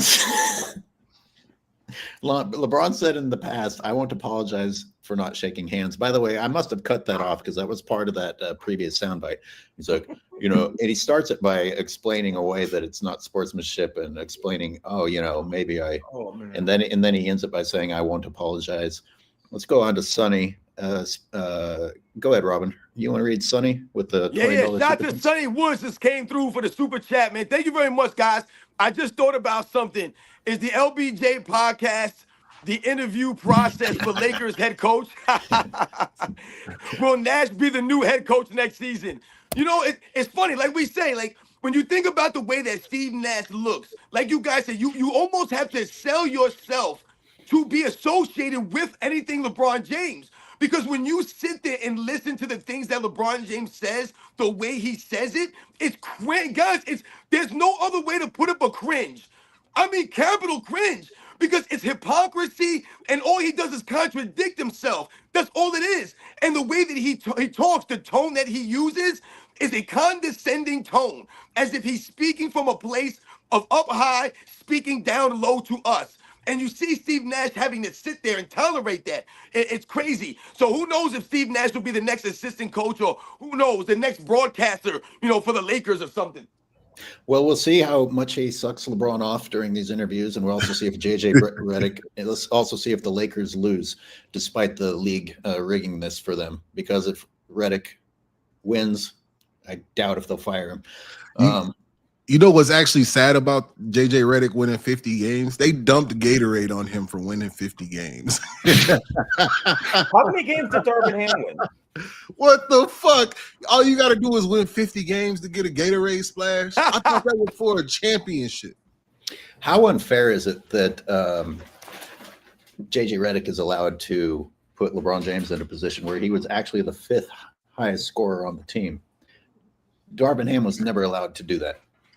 It's not fair. Those of us who have been doing this for a while know that the key to the Lakers' success is limiting LeBron James. Darvin Ham was not allowed to do that. In fact, they kind of sneakily tried to do it with the minutes restrictions at the beginning of the year, claiming it was to protect his body. And LeBron shit all over that. Like, nope, we're not going to do that. Darvin Ham tried. He tried. And he tried to do it without throwing LeBron under the bus, without saying, hey, you're not good enough to be getting this time. He didn't do that. He could have. Anyway, I just thought about let's see. Let me read this real quick. We got to get to the other soundbite. Los Angeles Fakers, deal breakers, coffee makers. Lakers going home in 5. Making fun of it. You're going home in 5, fanboys. I like that. Tired of that fucking foghorn, leghorn. Get him off the TV. Hey, shout out to Miss Shandy 82. That was a good one. That was one of your better videos, Spam. I liked that one. Thank you. It wasn't hard to find Mr. clips that worked well together. Do you know how much effort it takes for me to convince myself to go to your channel? So yes, you should. You should just please. Okay. Thank you. La Bizarro Jordan says, they won when they start talking race, signed as a black man. Yes, indeed. Thanks. It's lazy. Racism is lazy in addition to being hateful, but it is lazy. It's just like, oh, you look a certain way. Let's talk about that. It ain't got nothing to do with that, man. We're talking about the sport of basketball, man. Like, once again, man, sports supposed to bring us together, man. We all play on the court, all different races, all different shapes, man. We out there doing our thing. Let's get to the Ric Bucher soundbite. What do you guys think? Now you will recognize the thumbnail. This is actually taken from Uncommon. question for LeBron James fans out there. How do you reconcile all the nonsensical things that he says with your love and appreciation for him as a player, or belief that he's the greatest player who has ever played basketball? I'll leave that last part aside. But for me, I ask because I struggle with reconciling my love and appreciation for him as a player, and to a great extent as a person, with all of the nonsensical things that he says. Or the fact that as he has gotten older, he seems to be dipping into that wacky grandpa stage a few decades early. And I know that that sounds like blasphemy for LeBron fans. How dare you say anything disparaging about LeBron? Which raises another question for me. Why is he alone above reproach? We all are open to criticism, and I would not critique him if it weren't for the fact that he invites it, or his fans do, by suggesting things that just don't size up. They just don't stack up with reality. This is the point at which he should become an elder statesman, and he's been the exact opposite. He should be someone at this point, at 40, with all that he's accomplished in the game, someone that you would look to for insight or perspective or wisdom garnered by experience. And I don't think anybody would ever say that that's what you look to him for. Well, fanboys will. Guys, it's so many good sound bites in there. I probably should have stopped it a long time ago. Just, my God, the amount of truth happening right now that is the opposite of what fanboys believe in is amazing. And again, this is why I'm worried for Ric Bucher's life. Which piece of that stood out to you the most, Robin? Like, what do you want to jump on first? Well, I think the main point that he's trying to make, and I think that we normally talk about, I think as far as with the LeBron James fans, is that, like you said, how do you reconcile with these things? How do you look yourself in the mirror? That's why I often tell these LeBron James fans, there's no way that you could respect Michael Jordan and everything that he stood for as a basketball player and as an athlete, and be a fan of LeBron James and the way that he's carried himself and the way that he's gone about his basketball career. You just can't do it. So I think that's the biggest thing Ric Bucher is saying. How can you guys look yourself in the mirror and be okay with all the things that LeBron James, he said, but not only said, but has he's done? It's insane. Do you ever feel like they just dig deeper into the trenches? Because LeBron's done it so much. It's like at some point you would have to wake up, or you've just decided that you won't ever wake up. And yet Zay woke up. Right? We have someone on the panel who was one of them. It's like a reversal of a zombie cure situation or something. But I was fighting it for a long time, just like these fanboys. Did you know? Did you hear things like? Of course. Of course, I mean, like your conscience was telling you, "Hey, man, you can't keep ignoring this forever." Yeah, of course. Like, I'm a loyal guy, though. That's the thing. Me being loyal, I'm like, nah, I gotta fight it. You know what I mean? It just got to a point where it's just like, man, I feel less of a man supporting this guy. I feel less, my character is being hindered by supporting somebody who doesn't align with my character. I think you couldn't have said that better, being less of a man for supporting LeBron James. You know, but how about the elder statesman part? Like I talked about it earlier because I couldn't resist. It's like LeBron James, the older he gets, is setting a worse example for how you should behave in the NBA or represent the NBA. And again, I have to look at R. Kelly outside my hotel window here instead of Steph Curry, who actually like is somewhat respectable. That's the LeBron James effect. I'm looking at R. Kelly instead of Steph Curry. That's crazy. No, you're right. Hey, wait, you talk about the elder statesman. That's a great point. You know, LeBron James should be out there. You know, he talked about the burden of being the face of the league, but you're not upholding the league. You're not holding it up. You've taken the league downhill. You've given us the self-entitlement era. You gave us the super team era. To be a LeBron James fan, like you guys were mentioning, you have to constantly make excuses for him. That's what they do. That's why they won't live in reality. because the reality doesn't put LeBron James in a good light. So they must continue to make these excuses for LeBron James. How is it even a burden when while you're the face of the league, you don't do anything that like he hasn't ever thought, oh, you know what, I feel like saying this, but I won't because I'm the face of the league. No, he just blurts out every stupid fucking thought that comes into his mind. How has it been a burden? You haven't done anything different but be the same dipshit. Yep. Zay, somebody's disappointed that you haven't posted in a while. I don't know if I should put that one up. Oh yeah, there. go ahead, put it up there. You know, we take the good with the bad. It says 93 Zay hasn't posted in 3 days. Oh, but complains that the YouTube algorithms are holding him back.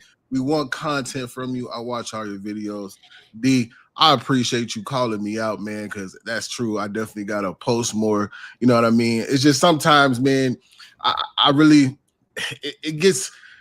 I get upset with the NBA, man. Like I gotta start doing other content than the NBA because it's just so frustrating to watch. You're watching the same thing over and over again. I'm hoping that I get my love back for the playoffs. We'll be talking today, the Wolves and Warriors. We'll be talking to see who finishes out what the seeding is gonna look like for the playoffs.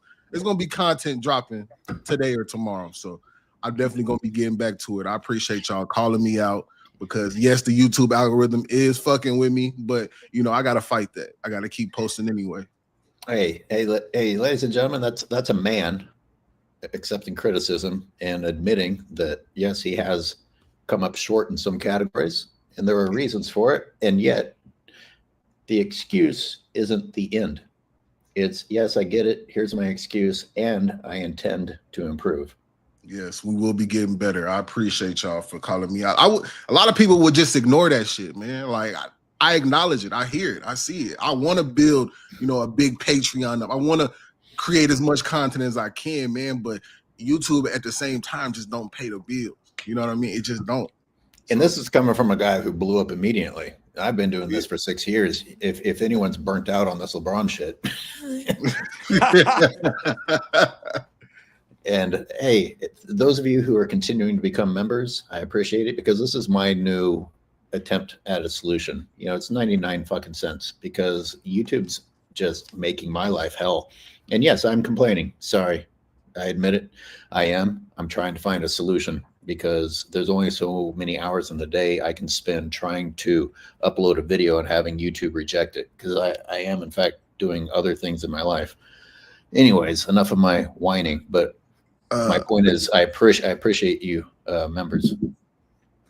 I got one thing to say. Mr. Tyson up in there, he said, salute Zay, get your money, bro. But these dudes up here talking about how we talk and all that shit is lame, bro. They don't do that with white dudes. Well, I'm going to say, bro, do I sound like LeBron James? Do me and LeBron James have the same type of vocabulary? Not all black men talk the same. That's what y'all got to understand. Just because we're talking about somebody named LaFody James that has a bad vocabulary and can't speak doesn't mean that we're speaking about all black people because not all black people talk the same. Yo, don't come out here with the nonsense and try to make it about race or ethnicity or where you're from. I got over 3,000 videos on my channel, and I may have cursed maybe 2 or 3 times on all those videos that I've done. So once again, we can all get the point across, and we can all speak at a certain level. There's certain venues to speak certain ways. When you're a professional, that's what comes with being a professional. Remember that. Speaking professionally has nothing to do with the way you look, where you're from, any of that stuff. No one wants to hear you sound like a goof. We want to hear you explain yourself. We want to hear you give us examples and articulate your points. We don't want to hear you stumble on your words because you're trying to lie and make up stories and make yourself seem like you're better than you are, smarter than you are. You sound ridiculous. This guy's in the NBA for 22 years. He's been a professional and still can't speak. It don't matter where you're from. There's no excuse for that stuff. No, but also, it's worse real than quick, because I've gone back and forth with Tyson. I think actually we spoke a couple of days ago, and I've offered just kind of reach across the aisle and have this conversation. That goes back to that whole straw man argument, right? Like we happen to be not making fun of, pointing out something about somebody who's making what we consider, just unprofessional moves. He's black, right? So if it's boiled down to, well, they're talking about us. No, we're talking about him. And if we were going at I don't know who's a nobody. Really, any other player, I feel like that wouldn't be brought up. John Morant's another example. He's being a dickhead lately, right? Now he's throwing grenades in the crowd. He's acting stupid. So am I saying all black men that celebrate, in a specific way are stupid? No, I'm saying John Morant's fucking dumb because he doesn't listen, and now he's just going out of his way to prove a point. That's that straw man argument that I'm consistently bringing up. Like, no, like our side is being reduced to these very just general concepts just so they can be argued down, and nothing is up with that way. I talked about laziness earlier. The previous example of laziness was how someone looks. This one is talking about how someone sounds. Again, lazy, stupid thing. The problem with LeBron James is that he has actually manufactured how he sounds. If you grow up and everybody talks a certain way, even if it's technically incorrect vocabulary, you understand that. That's how people talk. That's how you grew up talking. LeBron James has altered how he talks and changed the way he talks to sound. It's manufactured. You should be mad about someone manufacturing how they sound. If anything, that's racist. It's like, you don't sound that way. He doesn't even sound natural when he fucking does it. There are other content creators who say some of the words that I've criticized LeBron James for, and it sounds natural, and I don't have a problem with it. It's like, hey, that flowed right out of your mouth. LeBron James sounds like he's full of fucking shit. All the time.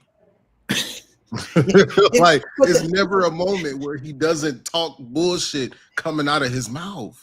And Zay, I thought, thank you, Zay. When I said this to myself, thank you for being willing to call LeBron James out for using preliminary wrong when he should have been saying preliminarily or primary. What did he say? Primarily? It's the wrong goddamn word. You don't get to use race to teach people to use the wrong word. It's things of that nature, though. But things of that nature. I don't understand. It's things of that nature. What are you confused about? That's not even slang. You are using a word that doesn't belong. Everybody be an Uncle Ruckus from the Boondocks. He using words he don't know. He'll be, what time is it? Oh, it's 2:30 and things of that nature. There's somebody that don't know what the fuck they talking about. Time. Sorry, I don't know if you guys remember, there was the show called In Living Color back in the 90s. Yeah. Right? Real popular show. Absolutely. There was a skit in Living Color with Damon Wayans where he played this character from jail. And all he did was use a bunch of big words out of context, never used them the right way. And he would just go on and talking, and no one knew what he was saying because he didn't even know what he was saying. He just read these books from the dictionary. He thought he was saying something big, but he didn't know what he was talking about. That's LeBron James oftentimes. Yeah. You see he having trouble reading books. He got the books right in front of him. Come on. You people, like, it's crazy, man. I sound like a racist. You people. I had to stop myself from saying man, that. Y'all let him disrespect Malcolm X and didn't say a damn thing about it. Thank you. A damn thing. Your daddy will beat your ass. You disrespected Malcolm X like that. Come on. I mean, when you pretend to be something to try and relate to a certain color or a certain ethnicity part-time, and it's manufactured, that's racism. Like, you should be offended by that. And all these fake value seekers now, who are the worst people who've ever existed on this planet, who wouldn't help an old lady across the street, but will sit on their laptop waiting to be like, oh, I don't like this dude's fucking hair on this channel. Let me pretend like let me pretend like I'm a good person because I'm going to point out that's probably racist. Like, back when things actually mattered, a wig is like the easiest way to put on a costume and go to a party and have fun. Nobody used to give the flying fuck. Nobody used to, a room full of black, white, everything else. I live in California. It's a melting pot. I've worn more mohawks. I've worn afros that went off the screen. I had an afro as an actual human being that went off the screen. And people didn't spend time being worried about it because were living real lives. They don't have to have fake value. It's like, oh, I'm so offended that your curly hair costume might represent a certain ethnicity. AOH, man, if you wanted to, if you were that petty, you could just as easily say, all right, well, there's people of color that have different hairstyles all the time that were attributed to different races, and nobody says anything. It's low-hanging fruit. It's easy to diffuse, just like any other stupid argument. I shouldn't have brought it up. I shouldn't have fed into it. It just drives me nuts, especially when people display acts of kindness amongst each other publicly all the time. What about me getting mad about black people dyeing their hair blonde or straightening it? Well, that's exactly what I'm saying. How stupid is that? Right. Why is that something for me to get mad about? That is a style and a fashion. It is not trying to replicate an ethnicity. Anyway, here we are. They pulled us into it. JJ Redick pulled us in. Nazi, I think. But well, that's So bookmark with 20 euro with no comment. Thank you. Yo, shout out to Bookmark, always coming through, supporting our channels, man. Bookmark. The live streams. You guys are official for real. Yeah, I got some super chats too over here. Whenever y'all ready. I think they all. Oh yeah, there you go. Fanboys name call because they can't defend LBJ. That's the facts, Mo Vegeta. Thank you for coming through again. This is what they resort to when they can't talk basketball, because that's what it's always been about. We're not criticizing LeBron James or talking about this guy, that guy, because they're a certain color or a certain religion or whatever, where they're from a certain area. That's insane. It's nonsensical for people to even go that route. It doesn't make any sense, man. Like I said, it's insane for people to go that way just because they can't stand the facts. The truth hurts. Like, we're shitting on JJ Redick. Is he black? That's what I'm saying. We shit on JJ Redick all the time. What are you talking about? And how come nobody says anything when we make fun of Kendrick Perkins, right? Because he's fucking dumb and everybody knows it. But nobody says, oh, you're racist for making fun of Kendrick Perkins. That man can barely fucking put sentences together. You know, if he tries to clap, he misses his hands. He's dumb. And not one person says, oh, you're racist for coming at that black man, because it's universally known that he's not supposed to be up there. I mean, AOH literally spends time, energy, effort putting out video footage basically defending Michael Jordan in his era. And I think Michael Jordan happens to be of a different ethnicity than AOH. Does anyone think that, that's a big deal? Like, I mean, what are we doing here? We're the same ethnicity. Didn't you see my hair? That's right. Fucking idiots. I mean, you go off on rants defending Steph Curry and the things that people say about Steph Curry and the nonsensical, narratives and lies they've said about Steph Curry, saying that Steph Curry is not like you. So what are we doing here? That's just because he's light. That's just because he's light skinned. No, but listen, like Jordan, I don't think any white or black person liked Jordan because of his ethnicity. They liked it because of what they saw him do. And he was, anyway, let's move on. Let's read Jolly Joshams. Who wants to read Jolly Joshams for me? I will. If Nash thank you, $5, thank you. If Nash keeps glazing LeBron on that show, oh man, my vision's getting hazy. Okay, I am going to start agreeing with Shaq that he should have been named MVP. Well, there's an example of a consequence for your actions. Steve Nash might pay a consequence. Hey, I might. I actually used to defend Steve Nash for that MVP, but you know what, Steve? If your life is reduced to that's a really interesting comment from Jolly Jossums when they say that I might start agreeing with Shaq and that he should have been the MVP, and then what you're just saying right now, AOH, because when we start talking about that, it's not necessarily that Steve Nash didn't deserve the MVP over Shaq, or, he had a bad season or whatever. What you're talking about is the respect that you lose for Steve Nash. So in turn, you're not going to have the same energy, so to speak, to defend his legacy or defend his MVP, so to speak. So when you talk about these kinds of things that these players do over the years, you lose the respect. This is what we talk about for LeBron James. Like Zay was mentioning earlier, he started to lose respect, not only for LeBron James, but for himself. He was like, damn, I can't get behind this guy because that makes me look like an idiot. Let's read Zay, read Thanos Snap Feminism for me. 93 Zay, it took a long time to come home to the dark side. Yes, let the hate flow. Palpatine voice. Okay. Hey, man, you don't understand what I've been through. I'm trying to tell you, like, I was really a soldier full of 40 James. I was giving praise and worship service, just like you fanboys. Trust me. Go ahead and read Anointed Gaming. Why isn't Steph Curry getting more love today? Because he's not a Nike athlete. Yep. Nike has officially took over the NBA. Wow. They have a 12-year, billions of dollars invested into the NBA. This is a partnership. This is not an investment. This is a partnership. Yep. So you got to understand that this is about something bigger than basketball. By the way, I looked out the window right now at this guy trying to fuck me with his bedroom eyes. Shai, it's Converse. It's a Converse ad. I can't. Converse is owned by Nike. Nike owns Converse. But you know what Steph Curry has though? He may not have all the hype behind him. He may not be the quote unquote face of the league. He has the respect though. His fan base respects him. Yes. Most of the true basketball fans out there respect Steph Curry. They respect his career. They respect the way he's went about his business. So at least he has that going for him.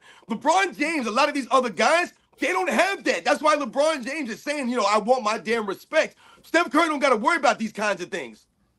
You know who, interestingly enough, shits on Curry for no reason I can think of was Scap. He just like includes Curry in his hate. I'm not even sure what that's about. I think that Scap doesn't think that Steph Curry's that great. I think that's Scap's main engine behind that. I don't think he really respects Steph Curry as being as great as I think a lot of us think that Steph Curry is or feel that he is. Curry is the last of a dying breed. If we're being for real, the moment you bought a Steph Curry jersey, it's still valid. That's still a real jersey. Word. I'm just curious if people of a certain mindset would like Steph more if he was going on these podcasts in between games and making excuses and whining and complaining. I mean, like, for those of us who like Steph, and Steph has flaws. Look, there's a lot of things about Steph that I don't like, but he's not blowing up the airwaves with just blabbering his mouth and making excuses or shitting on ex-teammates, etc. In fact, he's pretty quiet. Oh yeah, for sure. Especially considering he has to deal with Draymond on a daily basis. For him not to be kind of expressive about that is impressive. Let's make this short. I'm going to go around the panel. Is Steph Curry actually afraid of LeBron James? Draymond. Is he scared of Draymond?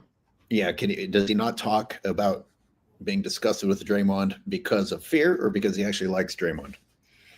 I mean, I believe that he likes Draymond. He understands what Draymond is. Yes, Curry has been very frustrated with Draymond, and it's been very prevalent, especially during that season, the last season with Kevin Durant. You kind of see the friction between the entire team there. But I think that Draymond is, he is a menace, you know what I mean, to a certain players, certain people that he knows that he can get away with it. So I think that, Curry kind of, he respects him, if I can say that. I don't know.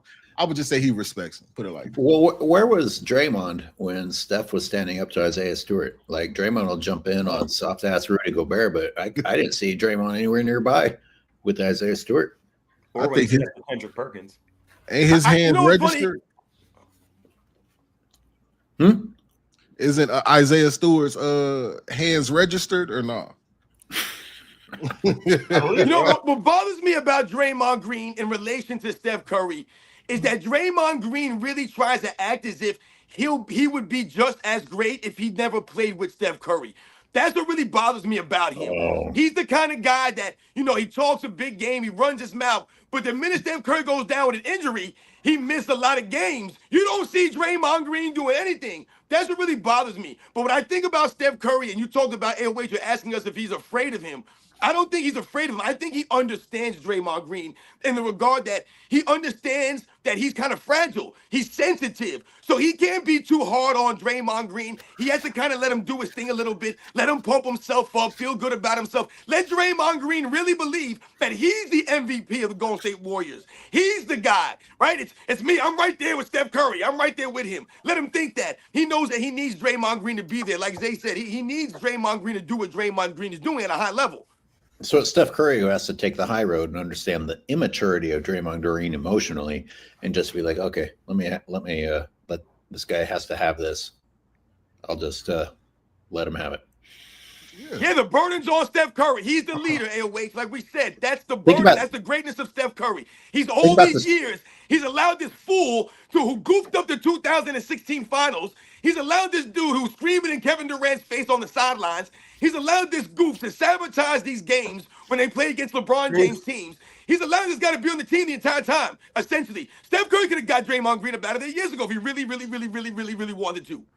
Well, think about if Draymond hadn't chased Kevin Durant out. Like, we all know that Kevin Durant himself can't lead a team at this point, but he fit in pretty well with the Warriors.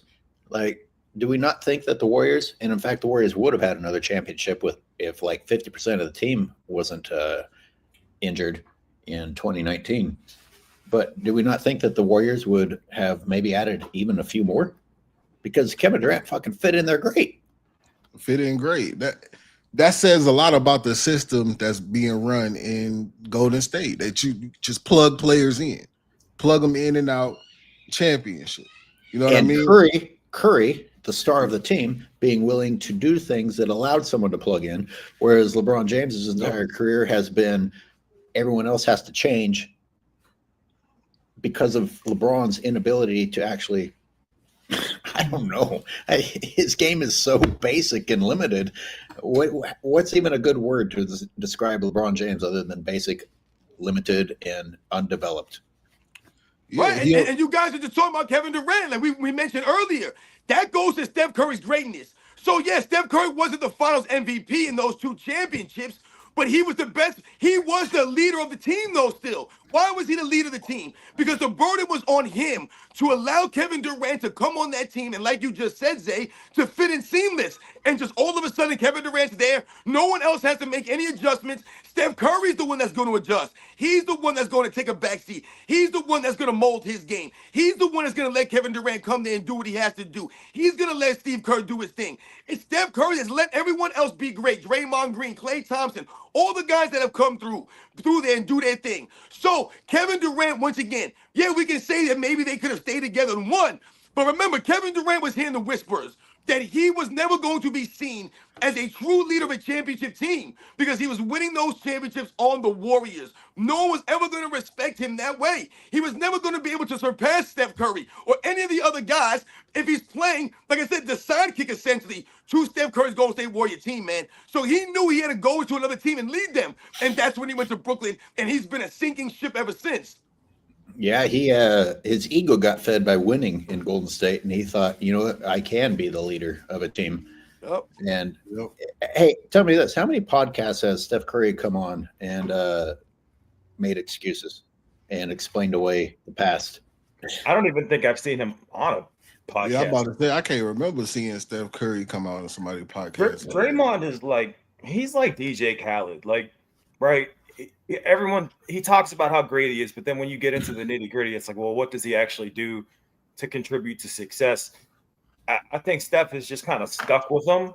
And I think Steph realizes it's like if someone's yelling in the movie theater, yeah, you can stand up and yell at them, but you're just going to kind of fuck it up for everybody else. And It's just going to cause a bigger commotion. Wow. So that's actually a really good, that's a good analogy, Spin.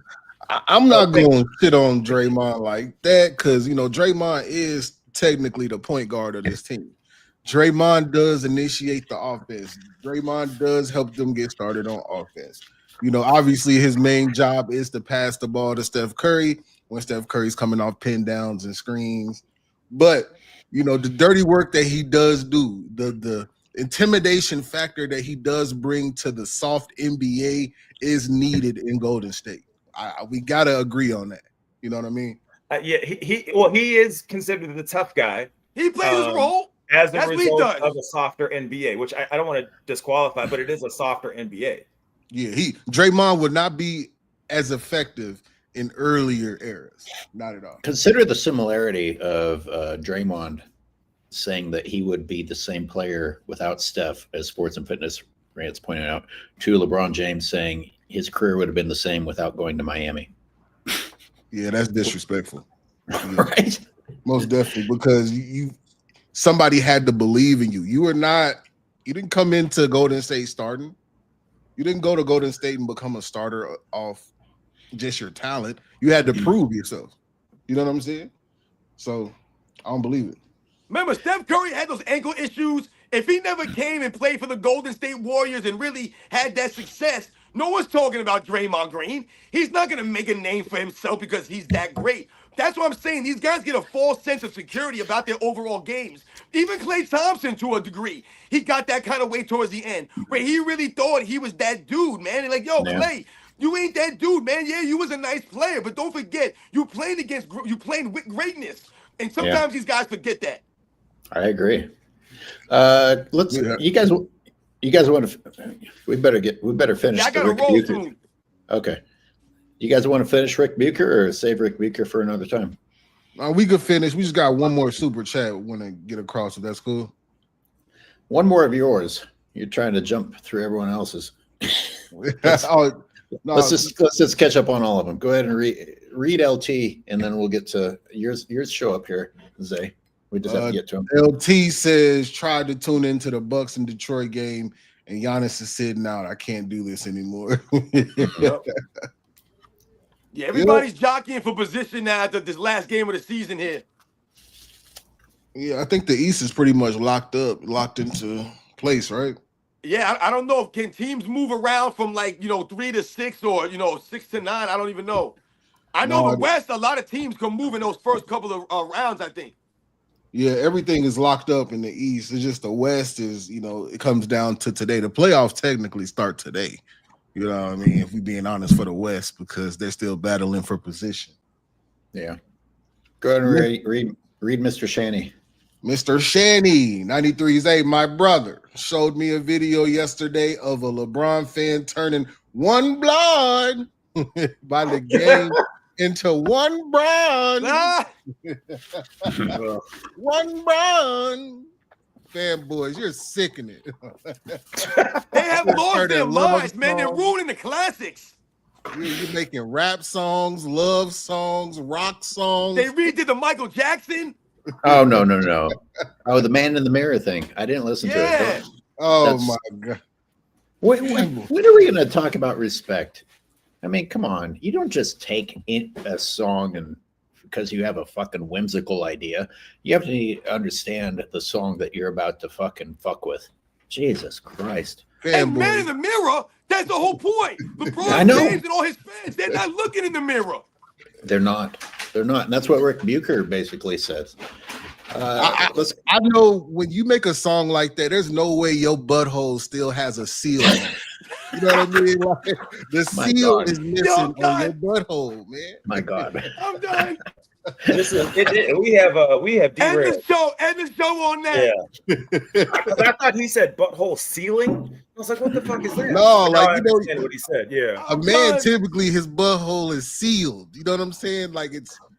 Speem knows exactly what that means. Right. I do. That's the lifestyle I live. You're right. What's wrong with it? So what? Nothing. No. Be homophobic. I'm straight for the record, but go ahead. Be homophobic. Finish the chats I put on the screen here, Zay. Praise the Don. AOH, don't let these little gay boys get to you. We got you. 100. My dog. Praise the Don, man, for the it got crazy out here. These fanboys don't have the seal anymore. Raiders the lost book has been open. It's disrespectful to homosexuals to just lump LeBron fanboys into homosexuality. My God! I didn't lump. I didn't say. I just said no. I'm trying to give advice to the people who chat in. He just can't Anyway, go ahead. Lucille. Yeah, we got to get the show back here. What's up? We got 2 super chats left. Finish it up. Gemini girl. Do you guys believe once Savannah's husband retires, he will be the owner of the Las Vegas? Savannah's husband will be the owner of the Las Vegas expansion team. What are your thoughts? So now, I don't know if you... Savannah. Yo, shout out to Gemini girl coming through, family. Shout out to Gemini girl. Hey, no, I remember y'all. Did y'all remember when Maverick Carter and them came out with that article and said LeBron, they're looking at starting a Euro League to rival the NBA? That is LeBron trying to pressure the NBA into helping him get a team by the time he retires. Fanboys, you should already know that the sins that he has committed in the NBA will come back, and I don't think he's going to be an owner of a team. I really don't. I don't believe it. I don't know what to think. He's gotten away with so much. Yes, but them owners hold grudges. They do. What are you eating, a banana? Come on, let's be professional. Who are you, JJ Redick? Come on. Hey, Gemini girl, you made me spit my food on my laptop, but that was good. Let's finish the soundbite and then finish the show. At 40, with all that he's accomplished in the game, someone that you would look to for insight or perspective or wisdom garnered by experience. And I don't think anybody would ever say that that's what you look to him for. Amen.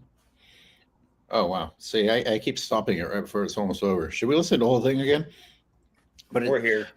I think the amazing part is that the way Ric Bucher is looking at this is like, I don't think anyone would say that you look to him for that. But fanboys will say, yes, we do, and won't be able to give you an example. But they're happy to say, yes, we do. And as all of you guys on this panel today have pointed out, they can't give you a specific example. They like the narrative. They like the glazing. They like the glittering generalities that they talk about in marketing, minus any specific example. Yeah. And that's the problem. Like, fanboys, what type of wisdom are you gaining from somebody who hasn't overcome his hardship? When he loses, what does he do? He starts a new team. He fires the coach. What lessons is he really learning to be able to teach the youth something? Right. That's not overcoming. That's running. And you had Colin Cowherd saying that LeBron James was a genius with his career, the way that he managed to go for as long as he did. No, he ran from hardship and built advantageous systems for himself, and you're praising him for it. I mean, Colin Cowherd is guilty the way most of them are guilty. I don't. Who's guiltier at this point, LeBron James or the media that defends LeBron James? Wouldn't you think the Lakers taking Bronny would have been the nail in the coffin? God damn, you would think that, right? You would think, how can you argue justifying that move? You know what I mean? The media is definitely more guilty because it's their job to tell the truth. The burden's on them. They're supposed to be keep integrity. They're supposed to be out there, like I said, educating us, being journalists, doing their research, telling the facts. The players have no obligation to be honest to us. They could go out there and tell all these weird stories on the podcast. They could pump themselves up through these narratives. But it's up to the journalists, the broadcasters. Those are the guys that are supposed to correct what they're saying. That's why we say, when these guys come on a podcast, the hosts, those people, the burden's on them. When we had Gilbert Arenas invade our space that day, did we just let him blabber on and on? Invade our space. We didn't let him just come on here and start talking nonsense. We corrected him. We shut him up. We didn't allow him to start spreading nonsense out here on our waves. You want to do that? Go to your space. But these guys on these podcasts, they just let these guys speak and speak and speak, and no one corrects them. They're space invaders, goof invaders. That's a fact. He still owes me sneakers, by the way. There's somebody in the chat. His name is LaGoat, is LaGod. Oh boy! Well, that tells you everything. I gotta get going, fellas. Yeah, on that note, You made Let's wrap it Sports up. and Fitness Rants leave. Ah! Damn. We got 660 viewers, but we're gonna leave them wanting more. We're gonna wrap it up. Hey, Spain, let's start. Give your shout out to everybody as we wrap up. So I don't know how to find my new followers, but once I do, I'm gonna shout y'all out individually. But shout out to everybody that's following. Shout out to everybody's watching us. I'm looking forward to this work I'm about to do with Robin in terms of reviewing these videos. Appreciate the back and forth. Love to you all. Go ahead, Robin. Yes, sir. Once again, you guys know the deal, man. Shout out to everybody that came through in the chat. You guys continue to humble us and bless us, support our channel, support these live streams. You know, we love the interaction. We love doing these things with you guys. It's a great, man. Once again, shout out to my man, 93 Zay, the czar of video footage, AOH. You guys heard me and my man Speed. We're going to be doing a movie review on White Men Can't Jump. We're going to try to get it going this week, and we're going to put it out for you guys. So come check it out. Come join us. You guys know the deal, man. Once again, I'll catch you guys on the next one. I'm going to let Zay go last, so I'm going to go now. Appreciate the people participating. It's encouraging that not everyone is just eating whatever the media is feeding to them. And you give us hope, and we're here to give you hope. I appreciate the super chats. I appreciate the memberships. Appreciate the people getting on board with the membership concept. We'll be back next Sunday. And Zay, take us on out. Hey, I just want to thank you, AOH Sports and Fitness Ramps, Speed, for joining me today, joining us. Thank you, everybody, for the super chats. We appreciate y'all tapping in, showing love, still rocking with us strong. We got new content. Everybody's going to be dropping new content soon. I just want to say again, we got new stuff. We got new stuff coming. Be on the lookout. And just stay tapped in with us. That's all. All right, everybody. Happy Sunday and this pre-playoff Sunday. We will see you next time.